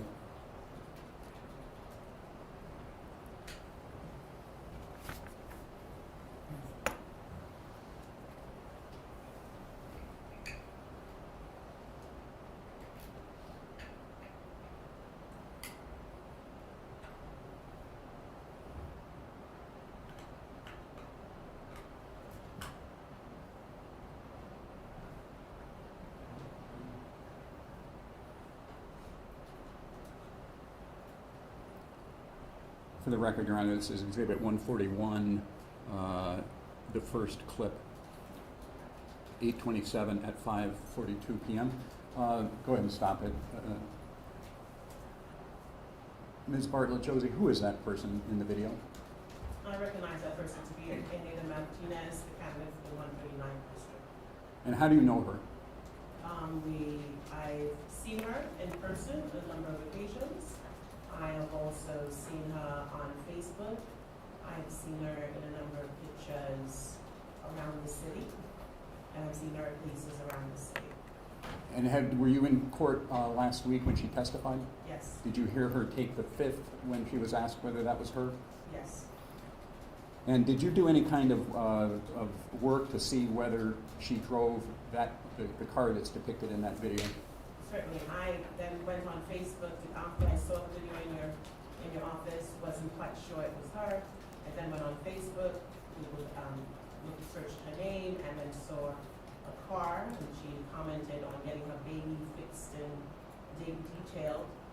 And so then I confirmed that was her car. And sitting here today, are you confident that that is Anita Martinez? I am absolutely confident that's Anita Martinez. All right, now we can go ahead and take that down. I'm going to, as part of preparation in this case, Ms. Bartlett-Josie, did I ask you to count the envelopes in exhibits 1 through 122 and also 182? Yes, you did. The outer envelopes. Outer envelopes. Okay, and did you evaluate how many outer envelopes had, well, withdrawn one, Your Honor. I'm going to ask her to identify Exhibit 181 for identification. Hey, boss, can we go back to 149 just for 1 second? I have one clarifying question. Sure. 141? the number. Oh, 149, I'm sorry. Yes. The column with the votes at, we have, we describe in person.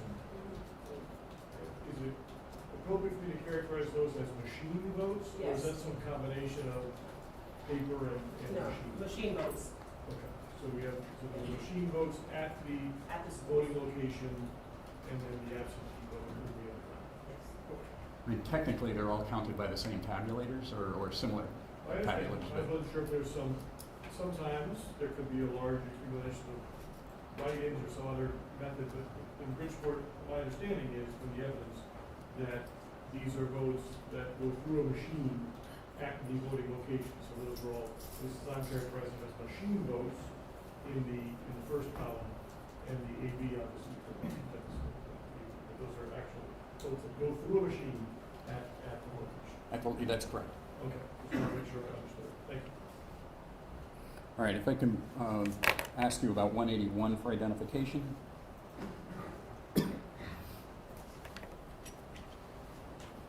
What is Exhibit 181 for identification? It's the number of other envelopes that had a stamp and the watermark, for the, I think the U.S. Postal Service calls it the cancellation stamp, so that we can't use that stamp again. It's a watermark, and most of the mail in Central County goes to Westchester County to get processed. So you'll see a Westchester County watermark on there, meaning that it went through the mail. A watermark being, you're calling it a watermark, meaning postmark? Postmark, sorry. Okay. Postmark. Well, Not a watermark, correction, a postmark. And normally, when we get mail, the post office, there'll be squiggly lines across the stamp. And it will have something of where it was processed. So you went through, you had printed copies of each of the outer envelopes, Yes, and they are contained in the 3 boxes that are sitting here? yes, And specifically, you broke them out into different groups. yes. And is Exhibit 181 for identification the result of your counting the outer envelopes to see whether they were stamped and postmarked, stamped with no postmark, and no stamp and no postmark? Yes. I'd offer 181 as a full exhibit, Your Honor. And just for the record, I did give them a copy of this last week, subject to the 132.2 double counting, so it's different in that respect, but that's the only respect it's different, I think. Okay, with that representation, Mr. Control? May I have one thing, Your Honor? You may. Ms. Bartlett-Josie, you have 181 in front of you? Yes, All right, so the first page is... Your Honor, can I give her a paper copy? It might be easier. Yes, of course.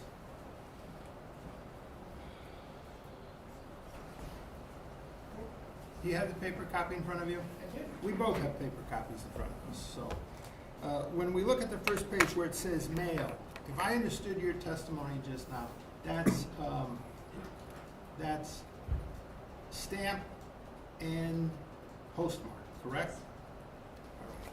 The second page says mailed and it's in a different color ink. What is this page? This was in the very same box out of the 885 that were mailed. We were looking to see how many were processed by the town clerk's office on 9/11, 9/12, and how many were rejected. Of all the ones mailed through the post office with a stamp and postmark. So the second page of this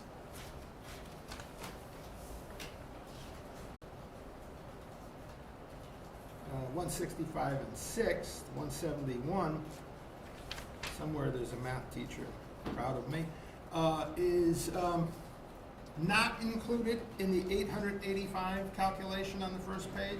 It is included in the 885. This is all 885 and given the different districts. So, for example, in the 13001, 32 were mailed. Out of the 32 that were mailed, on September 11th, 4 were processed, and none were processed on the 12th. So everything else was processed in the 13001 prior to September 11th.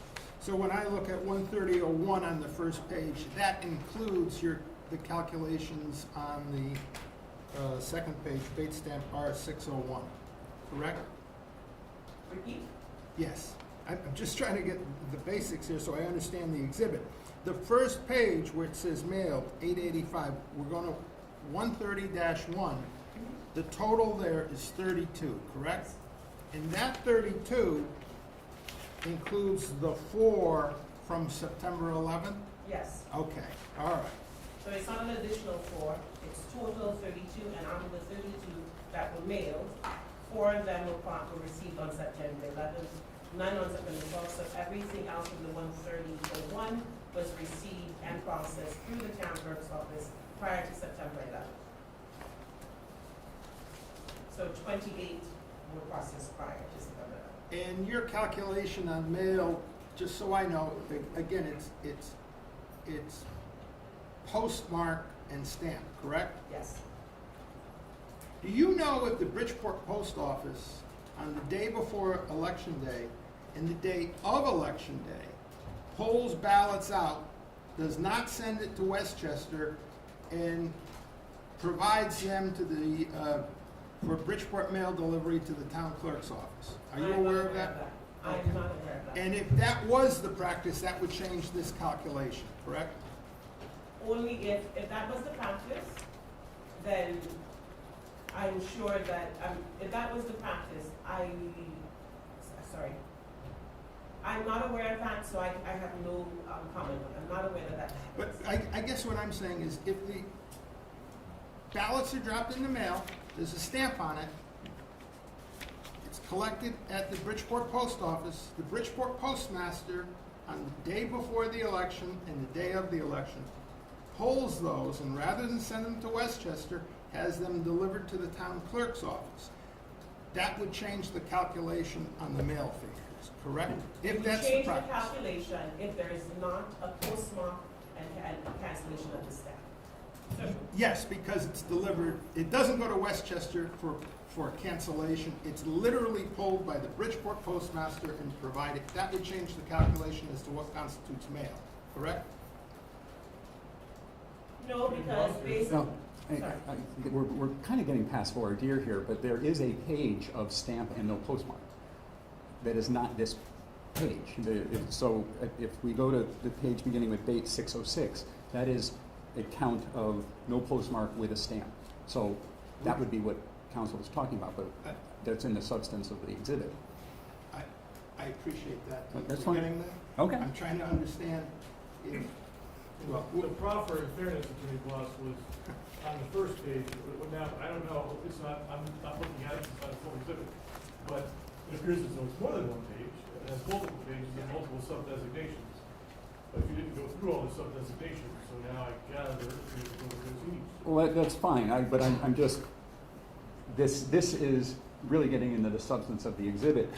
If I can just identify what the calculation. Well, why don't we say this? Why don't I sustain his objection to the offer because it's more than one page and you haven't given the foundation for the rest of the pages. That- You may proceed. Okay, that's Fair fine. enough. Thank you, Your Honor. All right, so you did different calculations, you did different counts for postmark and stamp. And where is that reflected in this exhibit? postmark and stamp is reflected in the mail, like the first page, I think R00600. And so the total that you got with that you counted, and by the way, you just counted documents that are already in evidence. Yes, The outer envelopes that are contained within the 1 to 122 and 182, right? yes. Okay. And so did you do, and then you broke out for those 885 stamp and postmarks, how many came in, were processed by the town clerk on September 11 and September 12, right? Yes. That's the second and the third page? And the third page, I also did the continuation and then the rejected. So on the third page, we have a total. September 11th, 165 was processed, and the 12th, 6 were processed, and 60 out of those 885 were rejected. All right. And so then you did a separate count beginning at page 4 of how many absentee ballots were that have neither a stamp nor a postmark. Absolutely. And the total of that was? 1,355. And you also broke those out by district.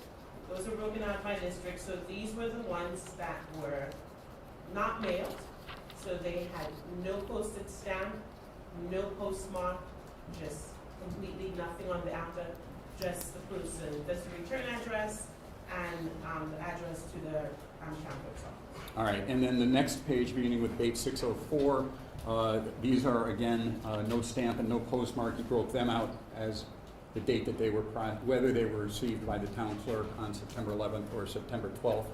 And of those, how many were rejects? Right. So 261 received by the town clerk on September 11th, and on September 12th, 265, and 61 of those were rejected. And the next two pages concern what kind of ballots? Or what kind of outer envelopes? So the outer envelopes in the next two pages contained a stamp, but clearly they were not processed by the post office. There's no postmark. You look, from all around, and there's nothing, just a stamp, and that sometimes happens. I myself have done it. When I put my stamp on my absentee ballot to mail off, and I change my mind when it becomes too late, I just drop it. I've dropped it in the drop box. So those out of 356 had a stamp, but clearly was not processed through the post office. Because there was no postmark on it. There was no postmark on those. And as part of that process, did you also see what was processed by the town clerk on September 11th and September 12th of the stamp on the outer envelope, no postmark? Yes. And the total of that was what? 52 on September 11th, 35 on September 12th, 16 were rejected. So the question that you were asked a little while ago on board here about if the Postal Service takes ballots out on primary day, that last page of the exhibit would show how many were actually received by the town clerk on primary day. Right. If the postmaster takes it out, then obviously it would have a stamp on it, and it would have been counted in not mailed with the stamp. Okay, when you say not mailed, you mean no postmark? Be no postmark, not processed, I should have said, not processed through the post office, but has a stamp on it. And so your calculations are there were 52 of those on September 11th, stamped and no postmark, received by the clerk, 35 on September 12th. Yes. And the stamp and no postmark grouping total? Stamp and no postmark grouping is, that 356. And that 356, is that included in the 885 number on the first page? No. So these are three separate groupings. Three separate groupings. And if we added then the 885 of stamp and postmark, the 1,355 of no stamp and no postmark, and then the 356 stamp and no postmark, that would be the total, approximately the total, and I'll get to why it's approximate, but that would be the approximate total of the absentee ballots received by the town clerk. Yes. Now, in reviewing the materials, did you see that there were some circumstances where there was no outer envelope and it was rejected for that reason? So in reviewing the materials, there were a number of circumstances that I was not clear about. There was some that said no outer envelope reject. There was some that said ID required. There was some that had nothing. And unfortunately, when it was photocopied in black and white, the notes did not come up. If the notes were photocopied in color, then you saw in the pink post-it we put on it the note. But if it was copied in black and white, you couldn't see the note, so I couldn't tell if it was rejected or not. Okay, and you know that there were a total, from hearing the town clerk's testimony, there were a total of approximately 2,630 absentee ballots received by the town clerk. Yes. And about 150 less that were actually counted. Yes. And the total of your three numbers is very close to the 2,630 figure, correct? Yes. Okay, I would offer this now as a full. Right, I would offer this as a full exhibit. Your Honor, if I may be heard just for a second, I think I don't have an objection to the information coming in. I do have an objection to the not mailed with stamp. If this page is being offered for no postmark with stamp, I have no objection. It's being offered for what she did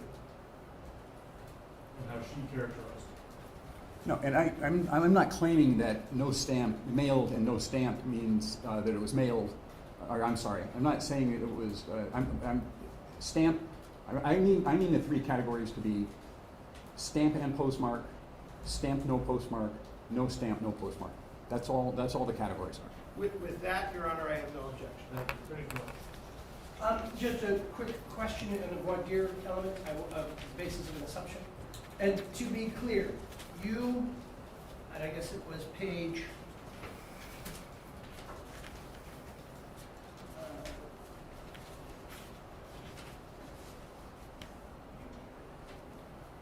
R606, not mailed with stamp. Those are, that totality of numbers you believe was placed in the drop box, is that correct? Well, from my understanding, and perhaps having gone through all of those outer envelopes for days, some assistance, that anything that does not have a postmark was not processed through the post office in Westchester County, then if those things are appearing, then they had to be in the drop box. So 356, even though they had a stamp on it with no postmark, they were dropped in the drop box. Thank you, no further questions. And no objection. And no objection. No objection. So that will be a full exhibit. Your Honor, is it 181 or 181 corrected?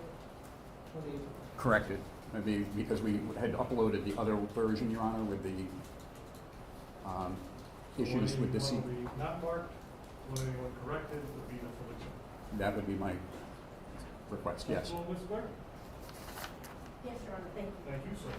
You may continue. Now also, and by the way, if there's no, if it's a stamp and no postmark, it is at least hypothetically possible that the postal service took custody of it and delivered it, but just it's missing a postmark. That happens occasionally, right? And in terms of whether, but you know from your review of the envelopes, the outer envelopes, you know that 885 had a postmark and a stamp. Yes, You know that 1,355 had no stamp, no postmark. yes, And you would believe, based on the testimony of the town clerk, that the 1,355 were put in the drop box, or in person, or supervised, or third party. yes, That's the only way that a ballot, an outer envelope anyway, without a stamp or a postmark would get to the town clerk. yes. Now, can you also, by combining Exhibit 181 and 149, can you determine what percentage of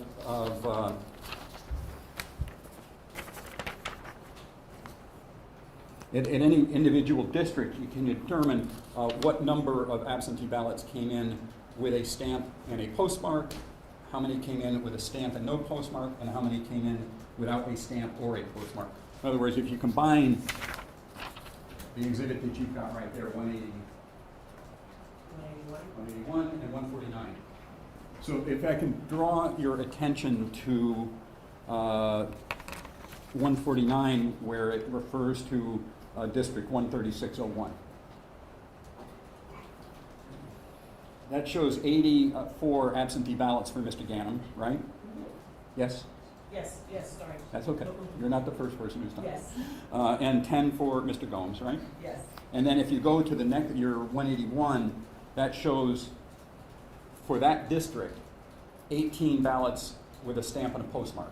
So it's a total of 94 absentee ballots were counted in 13601, right? yes, And 149 shows that 18 had a stamp and a postmark, yes, 4 had a stamp and no postmark,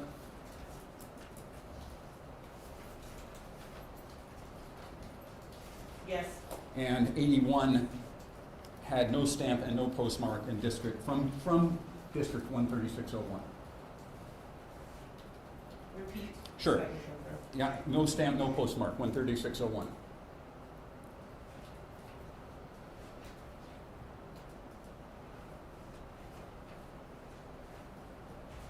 It's a full exhibit now, so lots of That's true, I can just summarize it. That's fine. Okay. Yeah, so 13601 shows a total of 94 absentee ballots, 18 with a stamp and a postmark, Yep. 4 with a stamp and no postmark, and 81 with no stamp and no postmark, meaning of the 94 absentee ballots received in that, from that precinct or voting location, 81 likely came out of the drop box, 81 Yes. out of the 94.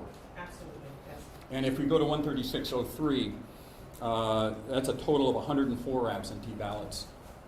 18 had a stamp and a postmark, 7 had a stamp and no postmark, and 87 of the 104 came in no stamp, no postmark, so likely through the drop boxes.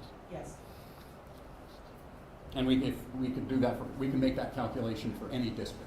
Yes. So, for example, if we go to 13001, there's a total of 83 absentee ballots, 32 have a stamp and a postmark, 18 have a stamp and no postmark, and 37 had no stamp and no postmark. We're up close to equal numbers. Yes.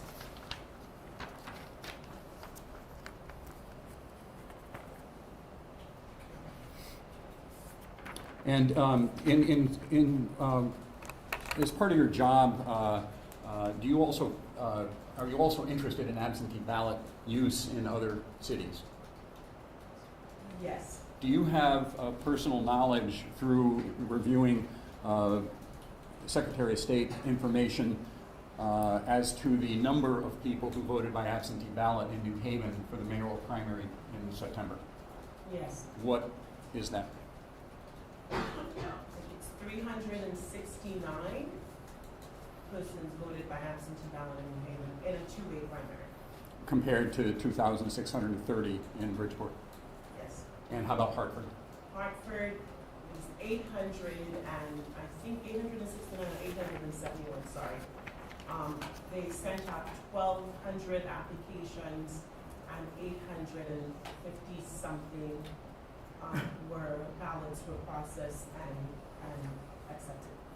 Now, did I also ask you to go through the applications for absentee ballots that are also an exhibit in this case, Yes. beginning with number 128A?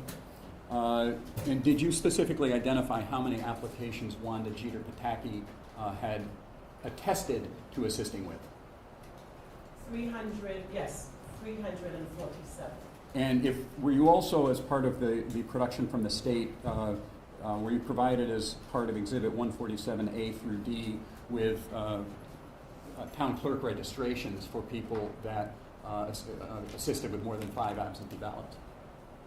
We were, but I honestly do not think those were complete because I was trying to match up the numbers on the ballot applications with the logs as was specified by the town clerk, and I'm not seeing all of it. Okay, so that's in any event what was received from the Yes. state, that was represented to the state as the complete set.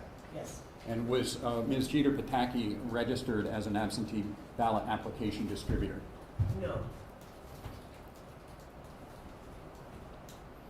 So, I'm sorry, Your Honor, I missed one number that I'll just put on the record. It's from a series of existing exhibits, the absentee ballot reports, which are exhibits 122 to 125. So, of the number of absentee ballot outer envelopes that have no stamp and no postmark, the number is 1,355. From that, we would subtract. You would agree that the third-party voting also would not have a stamp or a postmark, that would come into the custody of the town clerk. Yes. The supervised voting would come into the custody of the town clerk without a stamp or a postmark, Yes. and the in-person would. Yes. And, Your Honor, the numbers that correspond to each of those from Exhibit 122 through 125 is 61 supervised, 35 third part, no, I'm sorry, I misstated that. Let me start over. From exhibits 122 to 125, the number of in-person votes were 61. The number of supervised votes was 35, and the number of third-party votes was 6, for a total of 102. So, Ms. Bartlett-Josie, you would take the 1,355 and subtract 102, and that would be the number of ballots that came in through, or envelopes anyway, that came in through drop boxes, right? Right. And then there would be some that would be added back in because they had been, some number were rejected. Yes. And we could do those calculations. But is it correct then that approximately 1,300 absentee ballots came into the custody of the clerk's office by means of the drop boxes? Yes. Nothing further, Your Honor. Here we go.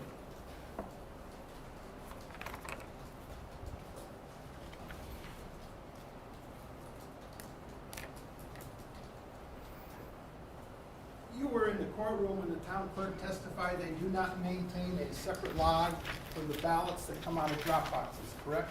I was? And your calculation, in order to be reliable as to what came out of the drop boxes, depends upon postmarks, correct?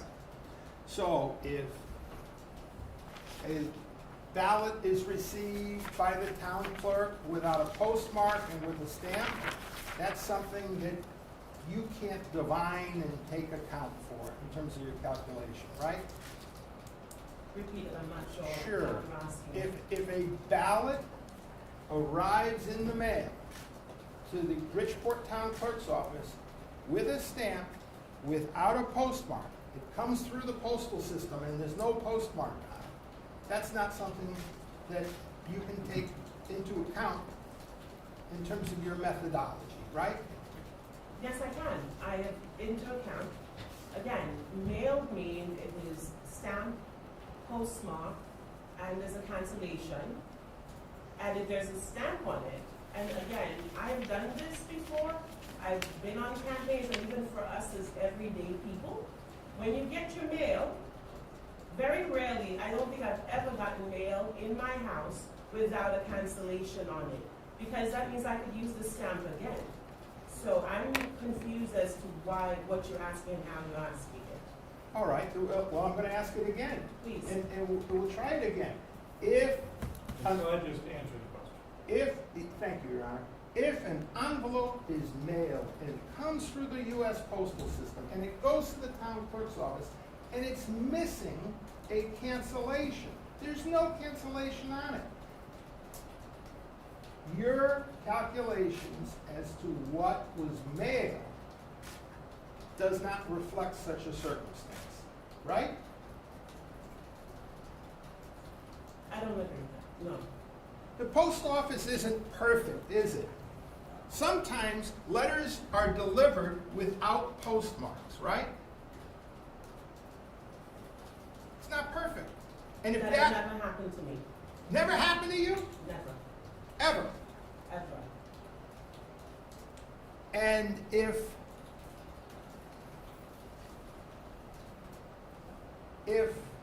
the postmaster in Bridgeport pulls ballots on the day before the election and the day of election and has them delivered by postal people to the town clerk's office, that's not in your calculation. It is my calculation. It's mailed with stamp. It's not mailed with stamp because there's no cancellation. So if the postmaster took the ballots and delivered it to the town clerk, there would be a stamp on it with no cancellation. But my point is, and here's my question, that's not reflected in your mail total. Your mail total depends upon stamp and postmark. Absolutely. And there could be circumstances when, have you ever seen the post office deliver mail with no stamp and a cancellation on it? Have you ever seen that? Not in my experience. Have you ever seen, could you do me a favor? Hold on. May I have a moment here? Ready?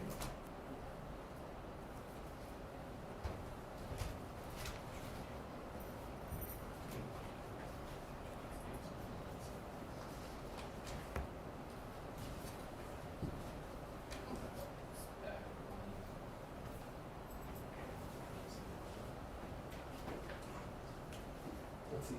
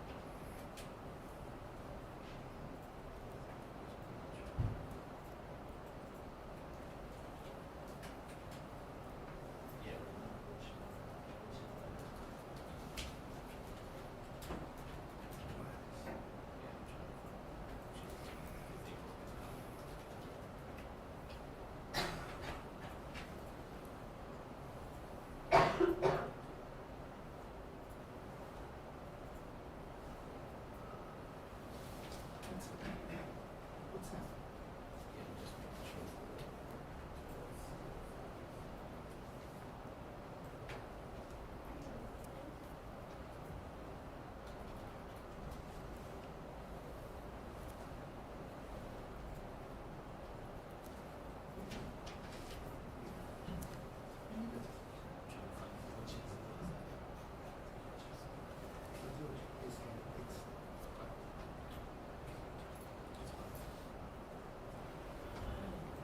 Your Honor, I can't find the exact exhibit number because of the way they're broken out, but I can give the bait stamp, and it's in bag one, and the document that is in front of the witness is in fact in evidence.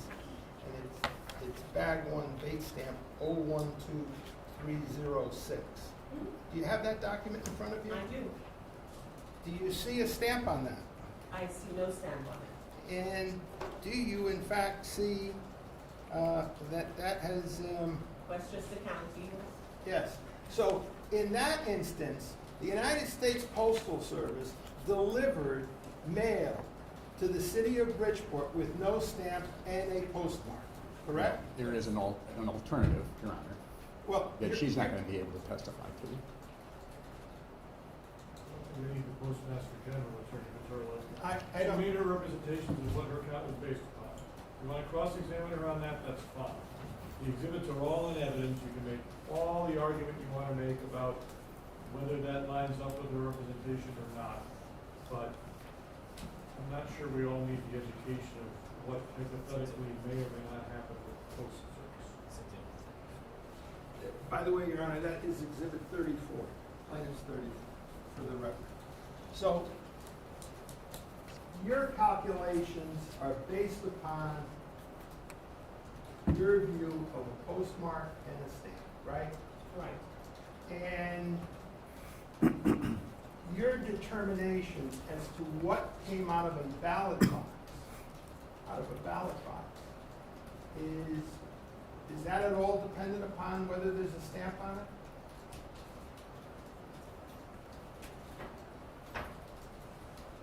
You mean the Dropbox? The drop box, I'm sorry, thank you, Your Honor.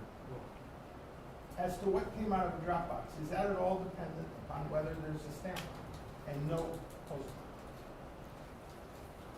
What comes out, in my calculations and review of all of the outer envelopes, mailed meant stamp, postmark. If it had a stamp on it and no postmark, it came out of the drop box. If it had no stamp and no postmark, drop box. Because based on my experience and all of us who use the United States Postal Service, You have to put a stamp on anything you mail, and there's a cancellation. On the rare occasion this may happen, rare occasion, because going through the envelopes, we did see one or two, and I put that aside. But maybe because it's the post office and I know it's absentee ballots, this happened to have gone through the machine without a stamp. But that is very rare, and there may be maybe one or two incidents in the entire batch where this has happened. This does not change the number of ballots that were mailed, and if it does, it changes it by one or two. So if you want to add this one into the mail, then it'll be 886. Don't worry about what he wants to do, just answer the question. Sorry. But let me ask you this. This exhibit that's in front of you, if you started your count today, Yes. where would you put this? This would be in the mail, because it has the Westchester seal, and I assume it went through. Because it wouldn't have been through the processing center if that wasn't there.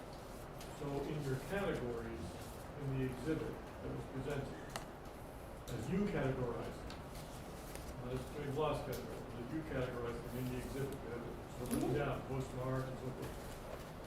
Where would this, which page would this one fall if you looked at it? This would be included in the mail because it has the sorting center is Westchester County. Okay. It would be Within that, included but in what mail. page specifically Oh, in on the this, exhibit would you count it in? is this one? In your handwritten exhibit? Oh, I would count it in mailed ROO 600. I would count it in mail.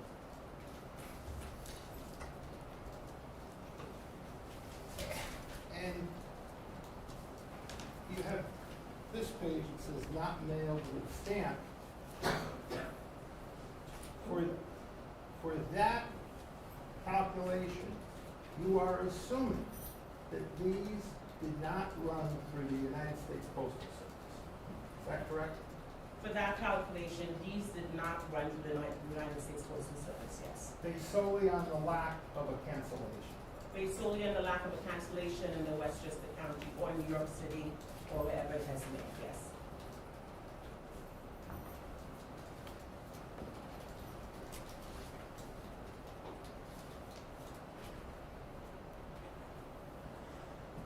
Mr. Gomes received over 800 absentee ballots, isn't that right? Yes, he did. And that is significantly more than, was it New Haven? It's significantly more than New Haven, where there are two people running, correct? Absolutely. So in Bridgeport, more people voted by absentee ballot than, say, New Haven. That's your testimony? Yes, And that would be true for both candidates in this election. yes.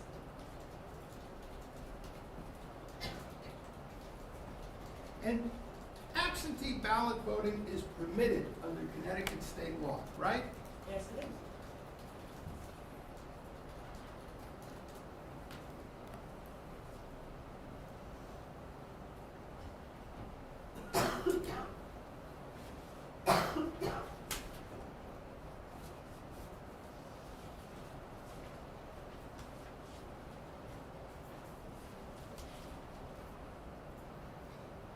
And you, when you were comparing New Haven to Bridgeport, you didn't compare the senior population in New Haven and the senior population in Bridgeport, did you? I did, but not at this. I did based on, I didn't go and get numbers, but based on my experience running campaigns in New Haven, in Hartford, and in Bridgeport.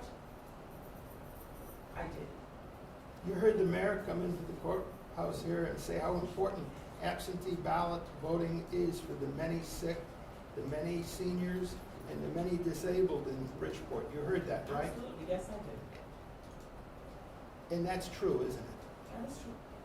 Nothing further. Please, no. Just a few questions, Your Honor. Madam, you were in the courtroom here when the Deputy Clerk, Christina Resto, testified, correct? Yes. And she testified under oath during cross-examination that the clerk's office sometimes receives absentee ballots with stamps and no cancellation by the post office. You heard that testimony by her, correct? Yes. did you include that evidence in your calculations? Stamps and no cancellation are included in mailed without, stamps and no cancellation are included in, let me get my language right.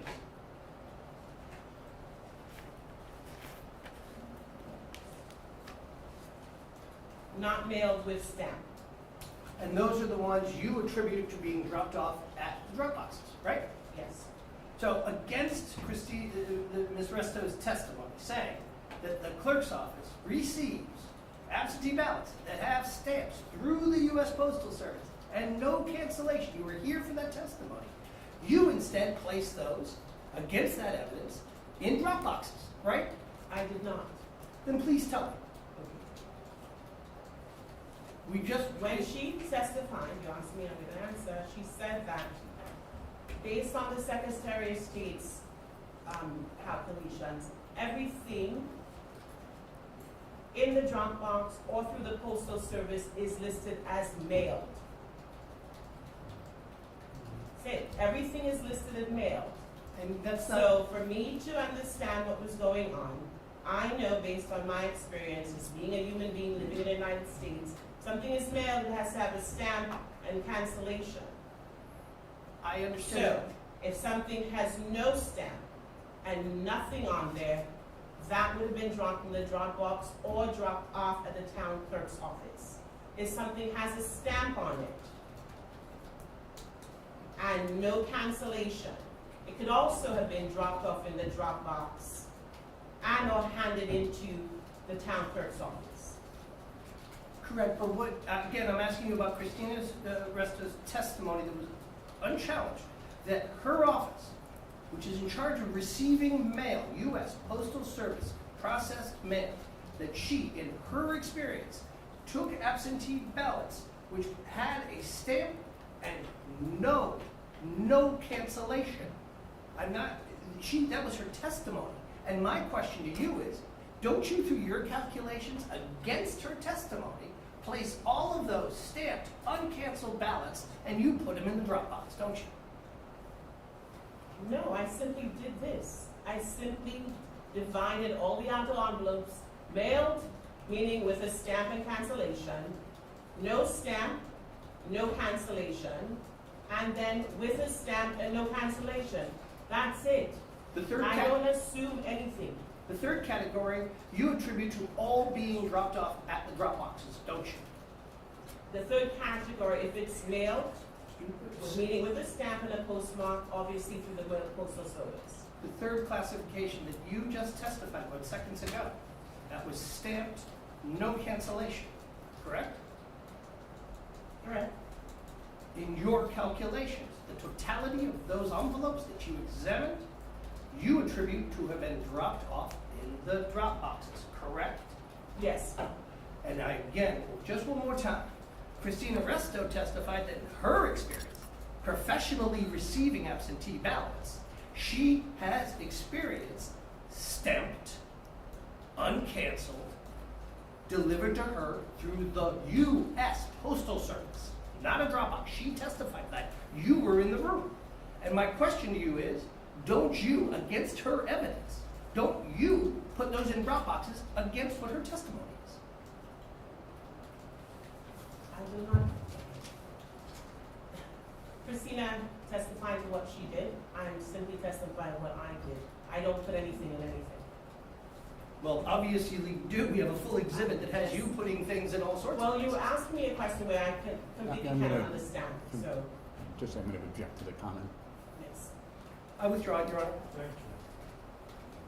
That'll be comment from the strict record. Any further questions, Attorney? No further questions, Your Honor. No questions, Your Honor. Table. Just one. Notice there are 1,251 absentee ballot outer envelopes that plainly came from the drop boxes because they have no stamp, no envelope, and they're not third party, and they're not supervised, and they're not in person, right? And then as to the 356 with a stamp and no postmark, you don't have personal knowledge whether those, some or all of those came out of a drop box. Yes, But you have examined whether there are some that were returned stamped no postmark to the clerk's office on 9/11 and 9/12. yes, And is it fair to say that it's likely that some number of the ones with a stamp and a postmark, a stamp and no postmark, likely came out of the drop boxes, but you can't say exactly how many. yes, Nothing further. Absentee ballot voting is permitted under law in the state of Connecticut, right? Beyond the scope? It's certainly beyond the scope. It's been asked and answered, and I will take judicial notice of the law and absentee ballots. Next question. Thank you. And the 4 drop boxes came from the Secretary of State's office, isn't that right? Attorney Curley. Really? You gonna claim that question? The drop boxes are Are you gonna permitted. claim the question? No, Your Honor. Thank you. Attorney Gill. Nothing further, Your Honor. Nothing further, Your Honor. We'll take, you're done with, I assume you're done, Attorney Loss, your one question. I am done. Two compound. I understand. You have gotten Every lawyer, famous last words. every lawyer in the state of Connecticut has made that representation and then broken it. But none more now. None more from me now, no, Your Honor. Thank you. Ms. Carlson, thank you for your testimony. You may step down. If you want to keep that exhibit back to Attorney Loss, if you pass it, I appreciate that. Thank you so much. Why don't we take our, I assume we'll have witnesses this afternoon? Well, we're going to go into the actual, now the video evidence of the use of the absentee ballot drop boxes, so that would be through exhibits 142A We'll be through back D. at 2 o'clock. Yes, of course. Okay, so we'll take our lunch and recess. If council want to join me for a moment before we leave in chambers, we'll be back at 2 o'clock. All rise. Court now stands in recess.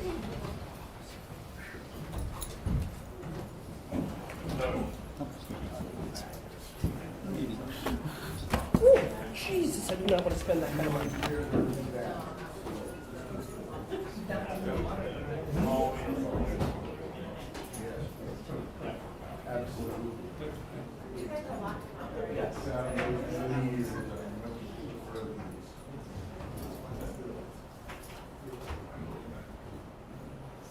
All right.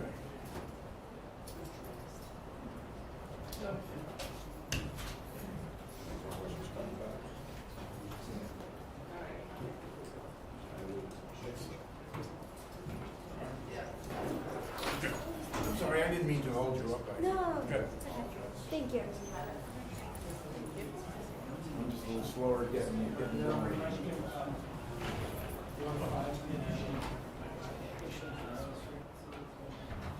Hoping maybe we'll finish by the end of the week.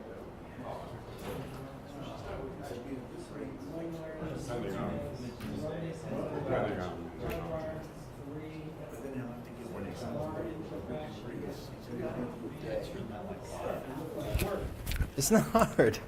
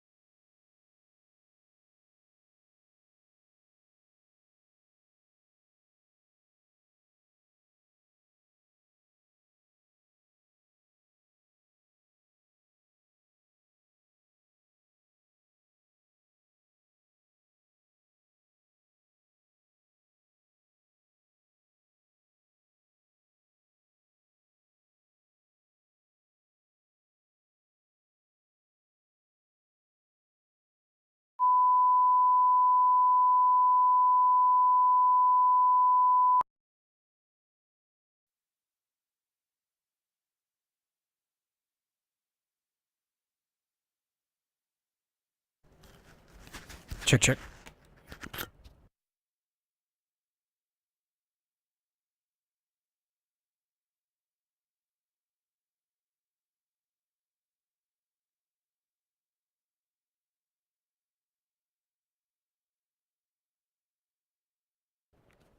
Check, check.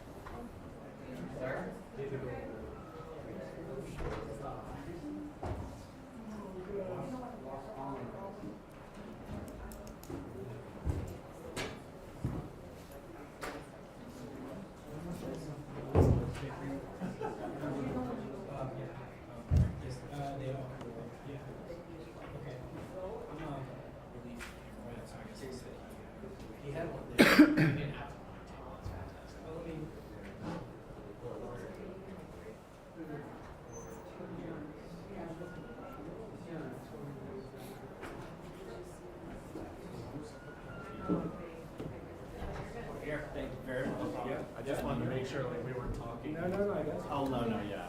Okay. We only record anyway when court's in session. Not even That's what they all say. Or that it was, sorry, something else. And your phones are tapped too. Thanks, John. And then the other one goes here on the. I got it right up. Actually, Frank, I'm gonna put it here because Bloss doesn't know. You got it.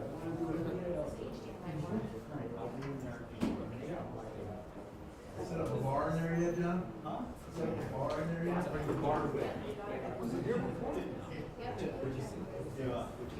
When I was growing up, my grandma's next door neighbor was county judge in 3 counties in our area, and I had to go to.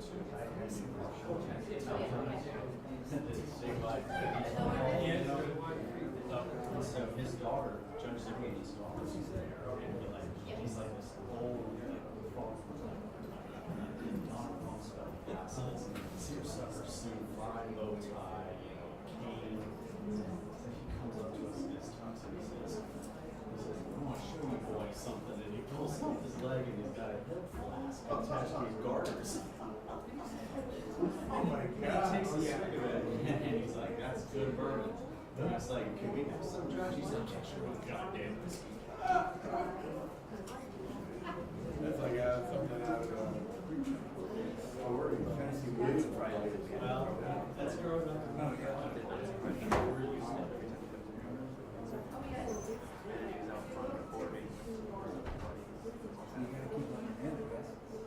Yeah, well, then we'll also.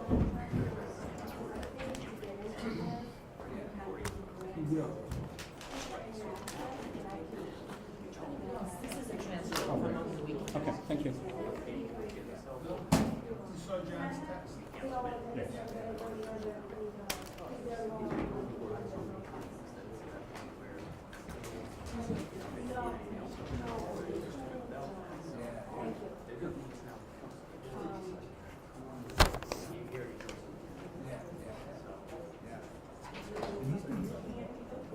No, he was here.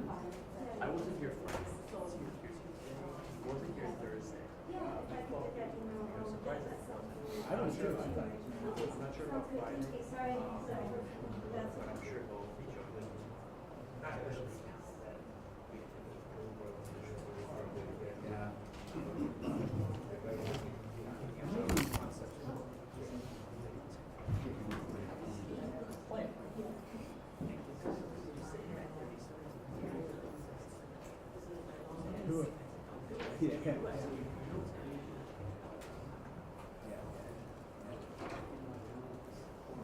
It's sad. He's got a lot of stuff going on. Oh, yeah. I don't know what the thing is. Suddenly, as a few years ago, he started, gives our office so much trouble. Oh, yeah. Yeah, pretty much. Pretty much.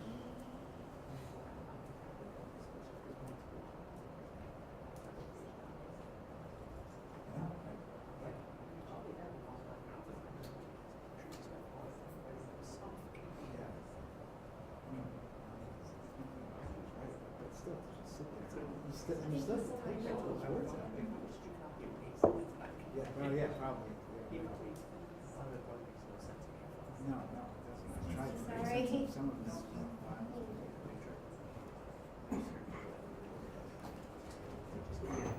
Reason is another thing.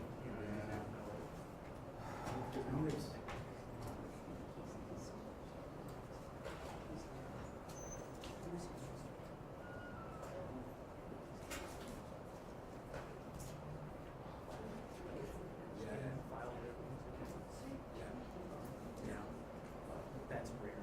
Not everything. Yeah.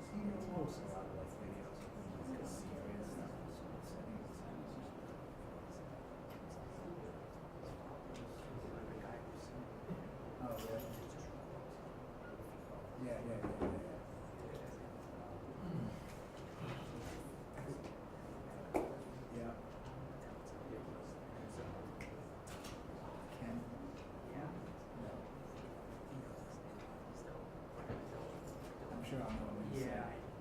Let me ask you, this is gonna drive me nuts if I can't remember it now.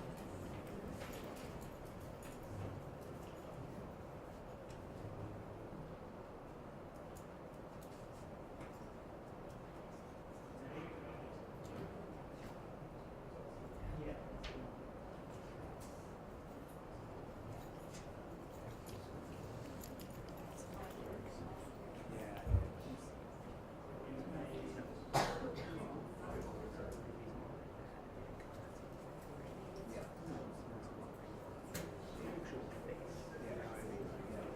That's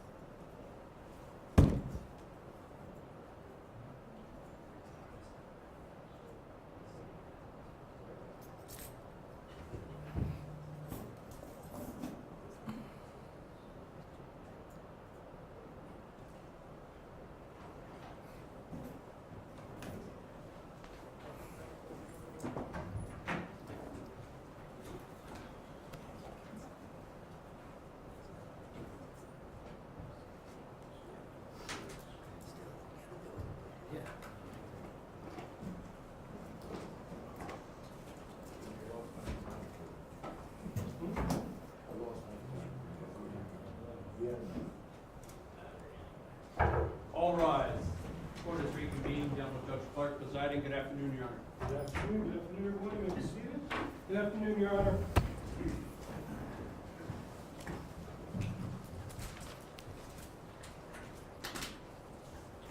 Attorney Ventura, any update from Attorney Bohannon? Oh, yes, Your Honor.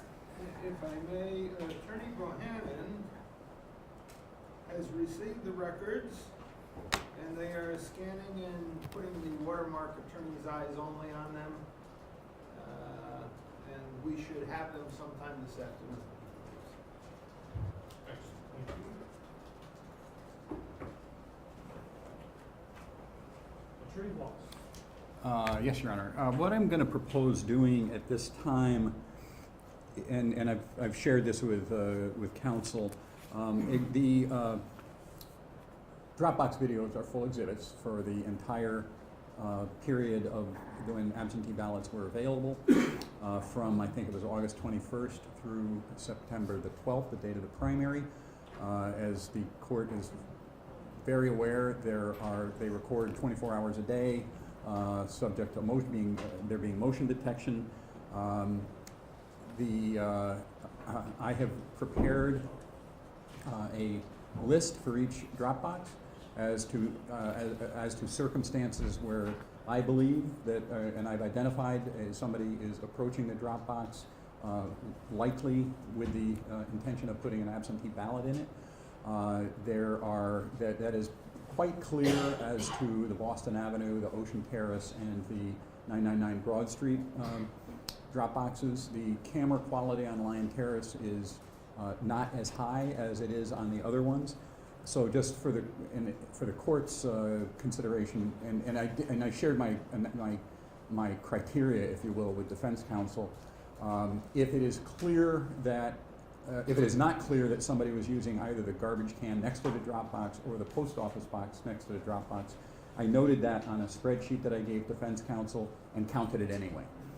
So I'm trying, as with the stamps and no postmark outer envelope, giving kind of the benefit of the doubt, I guess, if you can put it that way, but over assuming that anybody who's going to the area was actually visiting the drop box as opposed to the garbage can or the U.S. Postal Service box. That is what we did, or what I did. And again, I've given defense counsel a spreadsheet for each of the 4 polling places that I believe, that includes what I believe were either pickups, drop-offs, or can't tell, but counted it anyway. So I'm not going to offer the spreadsheets at this time unless there's going to be a significant dispute about the numbers. I underline the word significant because this is not a 1 or 2 ballot case. This is not a case where if I missed 10 people, it's not going to matter. The math isn't going to change.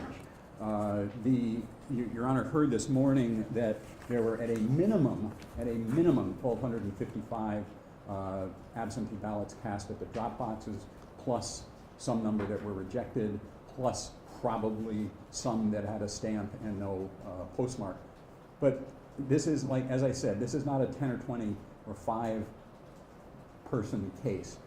So what I did, Your Honor, is I asked my staff to prepare videos from each of the drop box with either screenshots of what I think or is somebody going up, and so it's going to go pretty quickly, and then split apart by the pickups at each drop box. And I did that because sometimes you can see how many, whether there's a large number of ballots or a small number of ballots. And sometimes, and I want to be able, I think I'm going to go back and try to do some math and figure out, correspond from the absentee ballot reports, the number that probably came in through the drop box versus through the U.S. mail.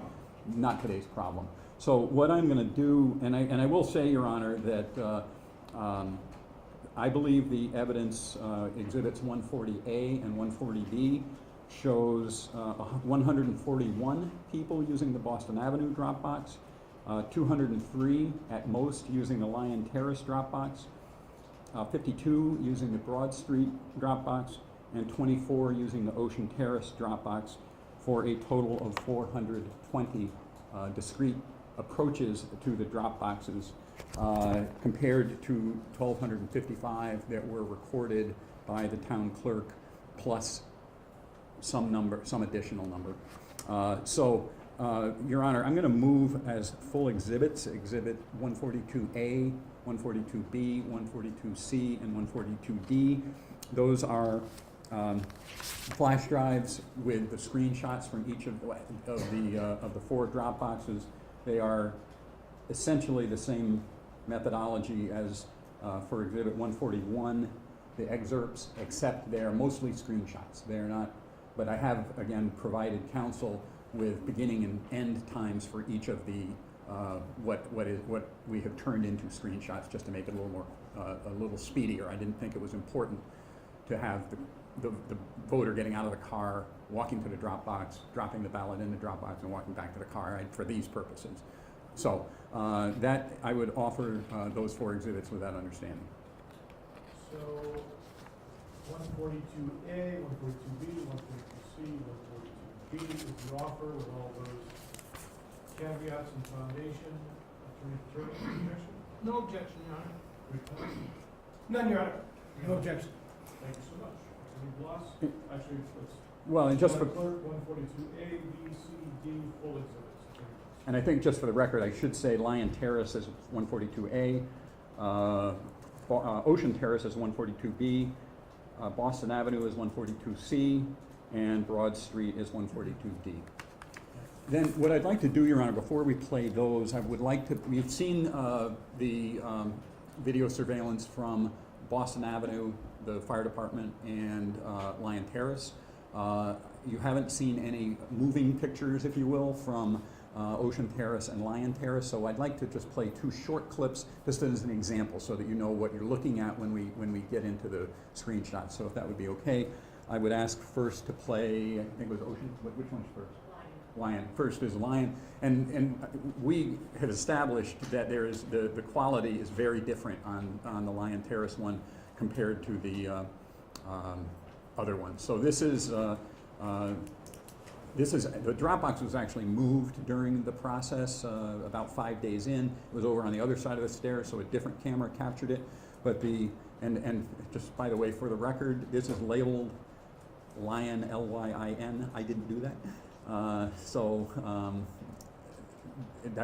don't think anything is intended by that, but I just wanted to highlight that I and my staff did not cause that. That's the way we received it from the police department.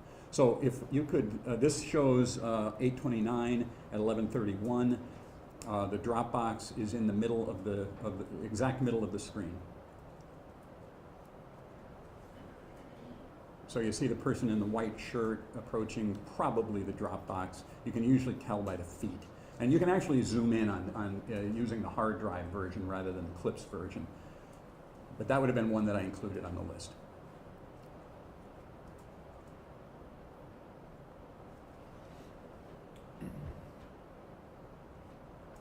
Then there's somebody else is coming in just a few seconds, Your Honor.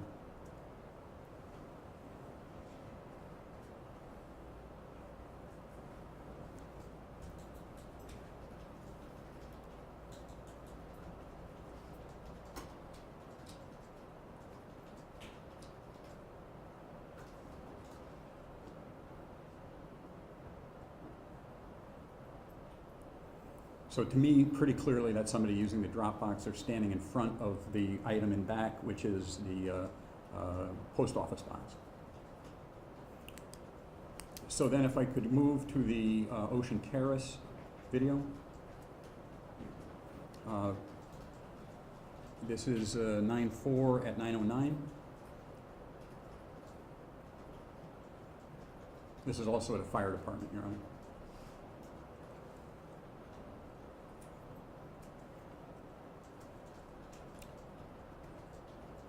So very clear, obviously. You can see exactly what the voter is doing.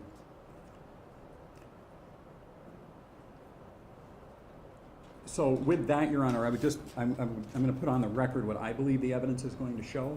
Well, I think I already did that. I already did the numbers, I'm sorry. So why don't we just go to Exhibit 142A and play it beginning to end. I don't recall how long each of these are, but they're mostly screenshots except for the pickups. Go ahead. I have 142A corrected and 142B corrected. Is that what's being entered? Yes.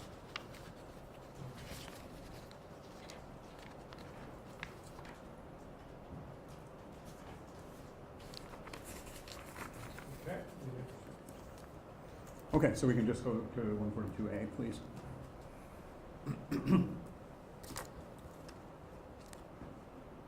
And this is Lion Terrace.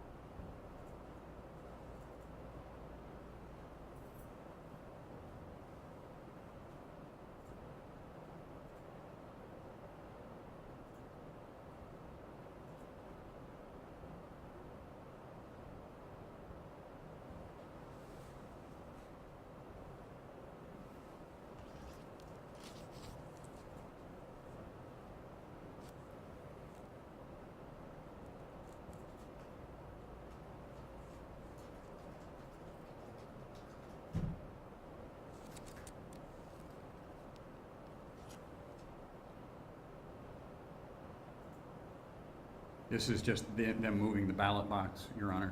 This does not reflect a vote, and this shows the ballot box in the new location, drop box.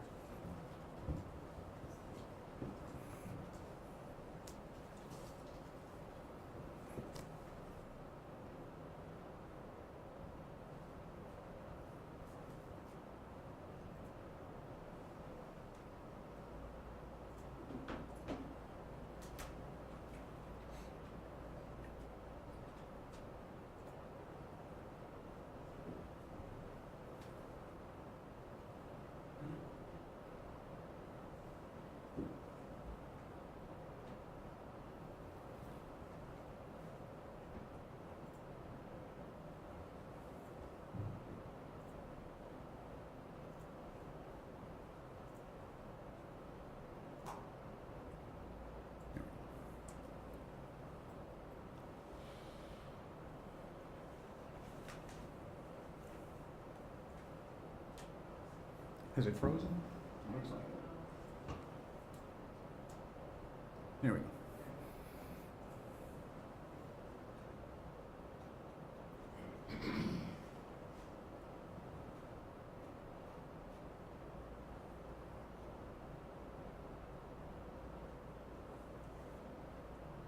This is the pickup, Your Honor.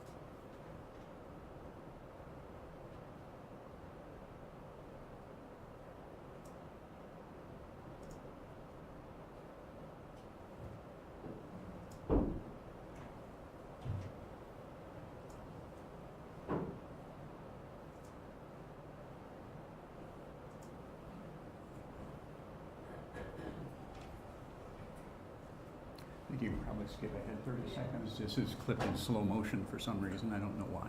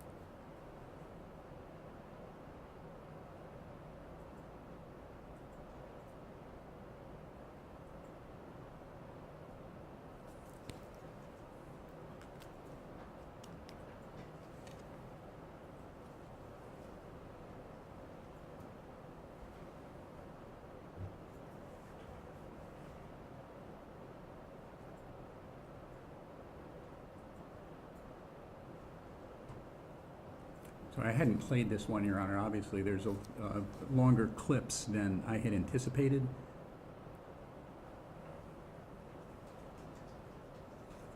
So I may have to clean this one up a little bit.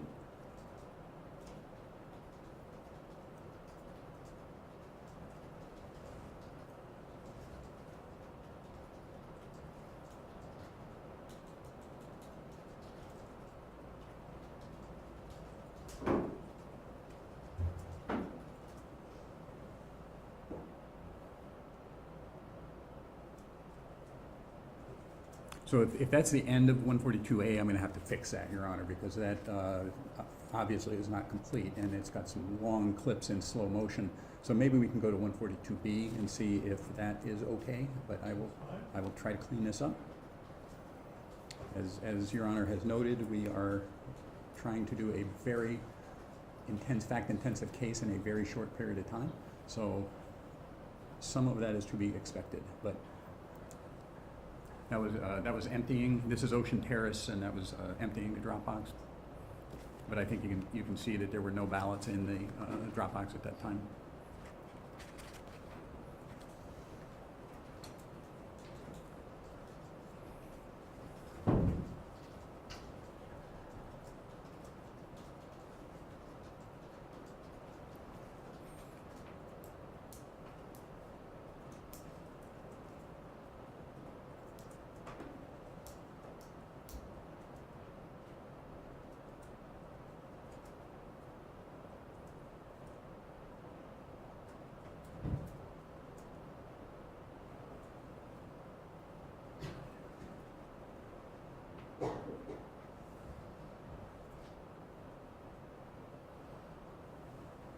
I think we can fast forward through this.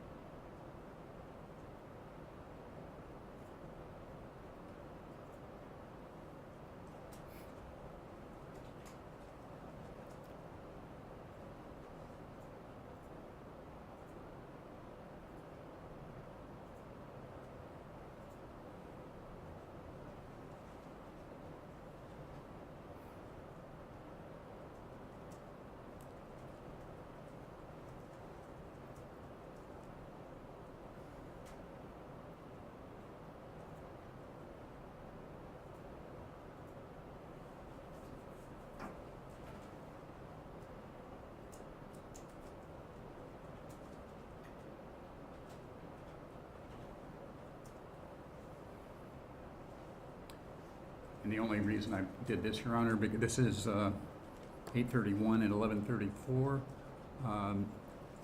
There are no ballots, and in fact, we didn't see anybody between the last pickup and this pickup.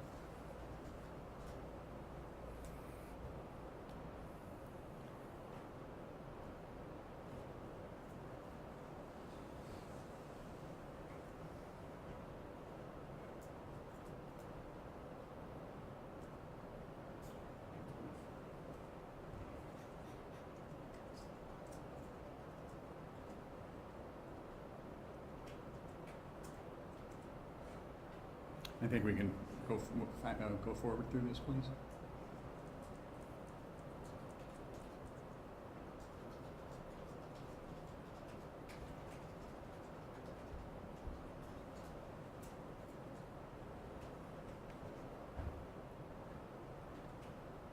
Same thing.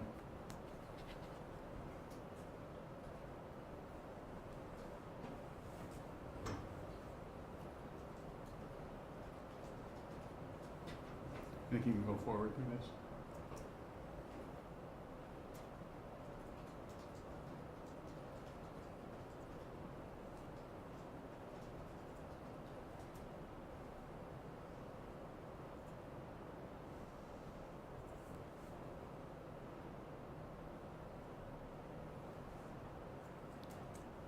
I think we can go past this as well. I think anytime the pickups come up, if we can, unless Your Honor wants to look more carefully at them.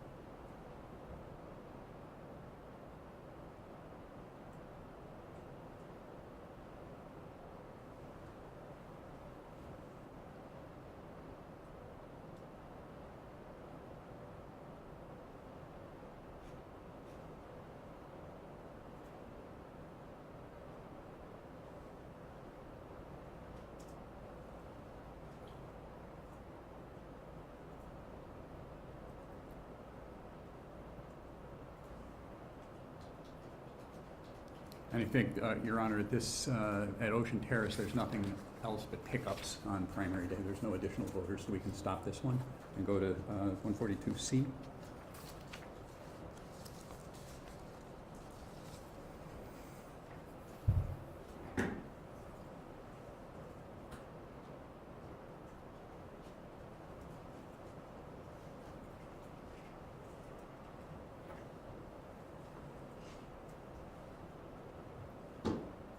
This is just a pickup with nothing being picked up, so we can go past this.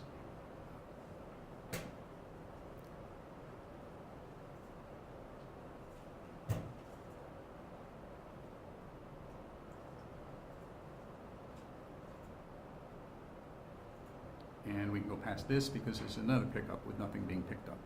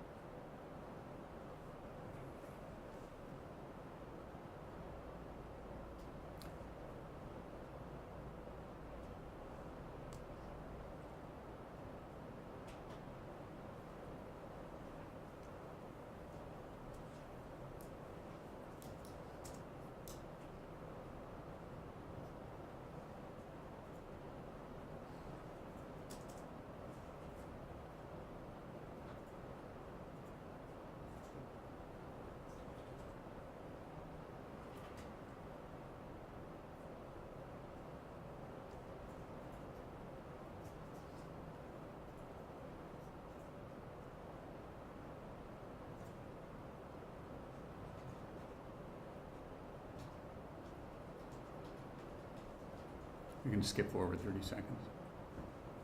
You got that function on there. Now this, Your Honor, you've seen before as part of Exhibit 141, this is the person that was identified as Ms. Martinez. I am going to look at the pickup clip in a couple of minutes, or about a minute, because 3 people approached the drop box between the 2 pickups. And you will see either, you may not be able to see it clearly here, but by zooming in on Exhibit 140B, you can see that there is a substantially greater number than 3 being collected.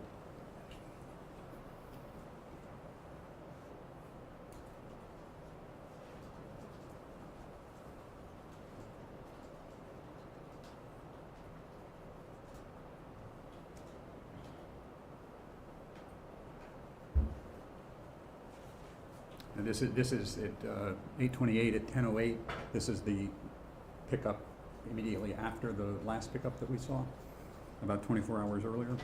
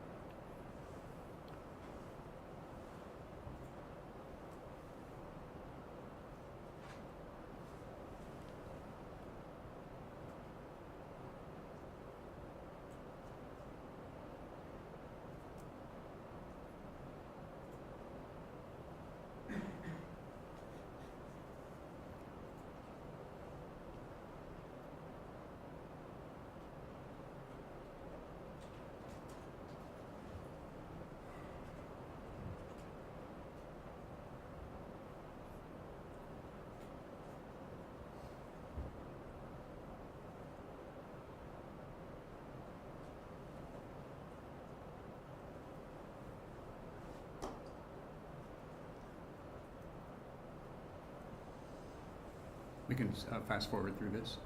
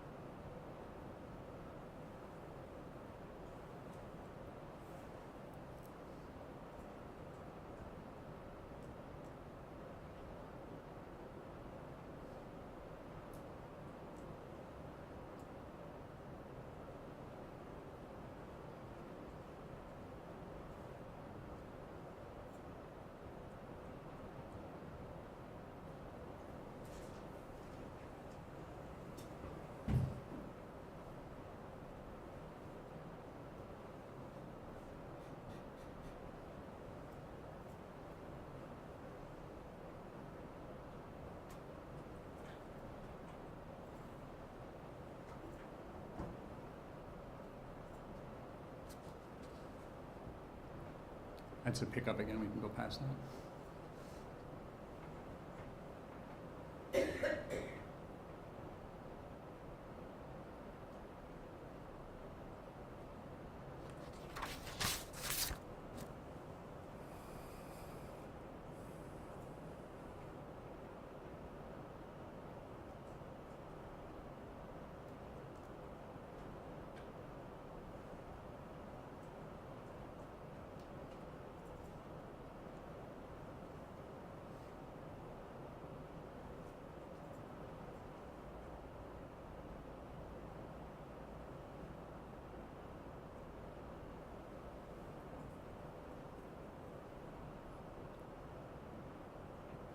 You can go past this. This is the pickup, Your Honor, on 9-7.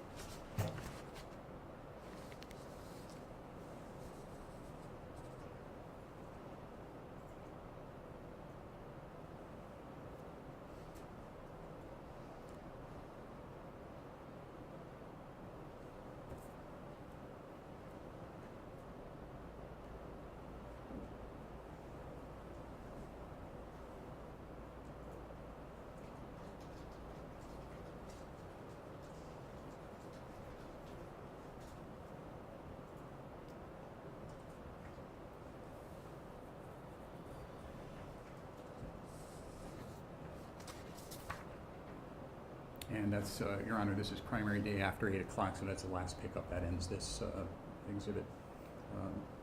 So it asks that we go to 142D, which is the last one, Broad Street, and it's relatively short.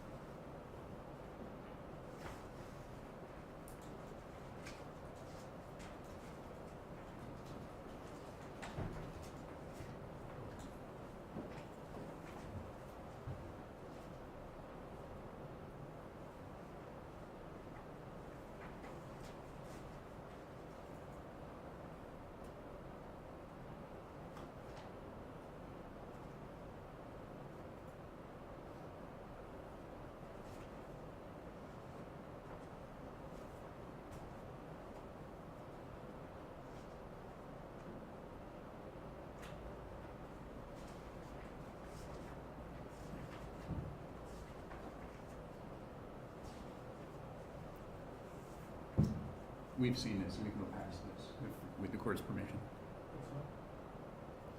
And we've seen this, so we can go past this.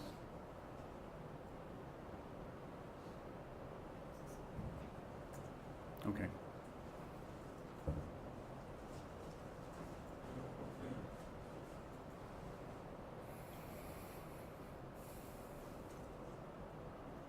And you can go past this, we've seen this. This is on 141 as well. But I did count this person as going to the drop box, even though it appears to be with multiple ballots.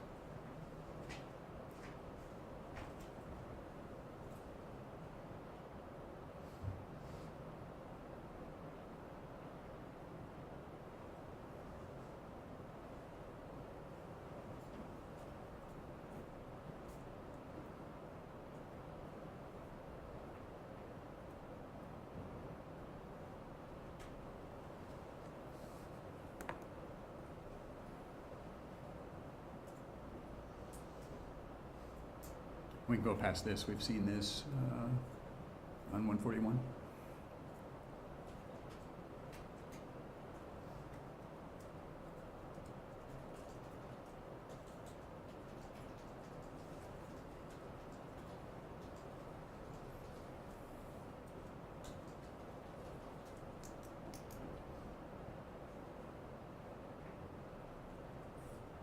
And we can go past this. This is also on 141, Your Honor.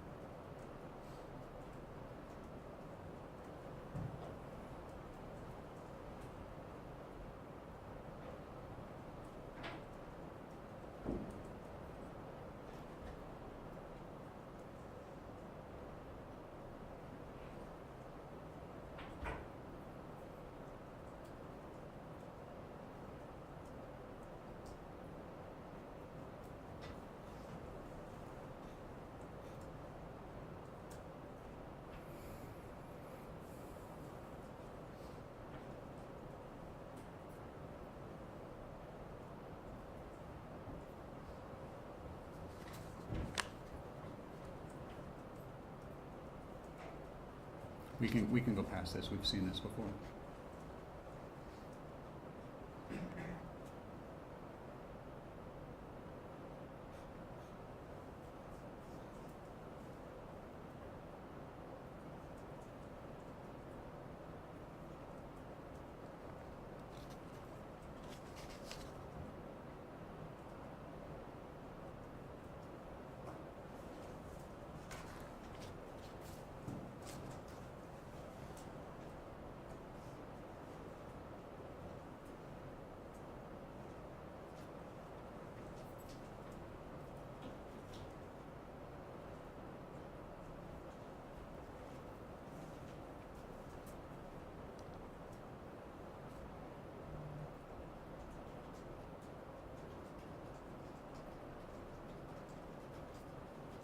That's the end of 142D. So, Your Honor, I will get 142A line Terrace fixed, and I will file a substituted exhibit. But that, in total, Your Honor, that shows, or will show in the case of Lion Terrace, that shows that there were 420 discrete visits to the Dropbox, four Dropboxes during the absentee voting period.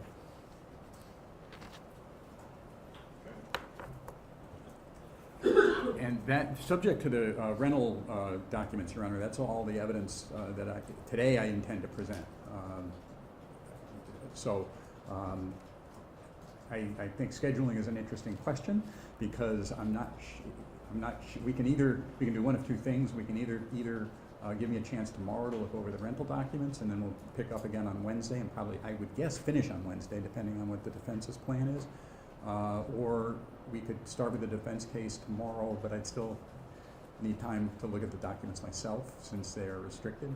So I leave to the court's discretion. Turley, your thoughts? My thoughts, I'd like to see the plaintiff's case before I put on the defense case. It could impact what we do in a significant way or maybe not at all. So, I think it makes, Mr. Blas needs a day, I understand, but that, we're gonna need it, it would make sense. There are many names on that list, and if we're gonna be going back and forth and trying to understand what the offer is, it's gonna take some time to do. It's not, the major batch of documents are not text searchable, so it's gonna be a manual type label. Attorney Collins? I adopt Attorney Turley's statement. Attorney Hoffman? Whenever the court would like me here, I would be here. Thank you, I appreciate it. Well, I think, given that all parties, I'm sure, would want time to review the document, from an efficiency standpoint, having you be here and not doing that, probably not as time efficient. But considering that your expectation, Attorney Boss, would be that whatever evidence, if any, that you choose to put on out of that list, and not holding this totally against you, but maybe the end of your case, thus wrapping up at some point on Wednesday, it seems to me that keeps us at or ahead of the schedule of our prior anticipation. So I'm okay with that. The caveat that I would give to the defense counsel would be understanding that there may or may not be evidence on that list from Attorney Bloss on Wednesday, and thus he may simply rest, or may put on some evidence associated with that list, or perhaps some other things, depending on exhibits and so forth, that defense counsel should be prepared to put on whatever evidence or witnesses beginning Wednesday, let's say, late morning or at the latest 2 o'clock. Your Honor, do you mean Thursday? I'm sorry, Thursday. Thank you. In which case we will. Okay. So we basically, thank you, and I'll correct myself, we will be Wednesday off, be back on Thursday, hoping that that will be the conclusion of Attorney Bloss's case, and the defense case would start immediately following that, subject to whatever good faith arguments you want to make about why that may not be possible. Right, and I'll endeavor to let them know by early afternoon tomorrow whether I intended. That was my next suggestion, that you confer with them on any, obviously, to Attorney Kennelly's point earlier from my prior order, that you would give them a sense of what you expect to do vis-a-vis witnesses and proposed exhibits, so that if you can have agreed upon exhibits in whatever context they are, that will make our time more useful on Thursday. We can come in having all counsel, and we have some communications perhaps tomorrow afternoon as to where you think this is going to go, and if you think it's going to go, well, I've looked at it, it's not relevant to my case, so I'm going to likely with some cleanup rest early Thursday, and then that would be a cue to you, Attorney Majerla, and Attorney Kennelly, Attorney Holtzman, to the extent we finish with a bang here, to have your witnesses ready to go. So then, again, for the public here, the goal then would be that we're going to wrap this up from an evidentiary perspective, and I think everyone should start thinking about what they believe they would need as far as time for any briefs, for any argument. I think briefs is more appropriate in this case, but given the amount of evidence we have, et cetera. We should think about that, think about it in the context of the timing of the statute, and including best case Thursday or Friday. Again, my intention in response to the process colloquy with me earlier in this case would be a schedule of days, not weeks, and then I think this all still lines up with the optimistic goal of having your role to complete this week, and my role, and perhaps over the next week with respect to briefs, and my role to continue at the earliest at the end of next week to be able to follow us with all of this, our roles in this case concluded prior to the end of October. So I think we're on track for that, but we'll see as Thursday comes. Just a quick housekeeping question. Do you anticipate oral arguments on the post-trial moves? I think you should all think about what your preference is. I'm happy if the conclusion is everyone would prefer briefing and no argument necessary then, and so we capture it all in the brief, but I'm open to Thank you. Okay. Anything further today in the loss? No, Your Honor. And I think we're up to date, Madam Clerk, on exhibits. Those two correcteds, 42A, 42B are the 42A corrected, 42 corrected, and 42C, 132B all full.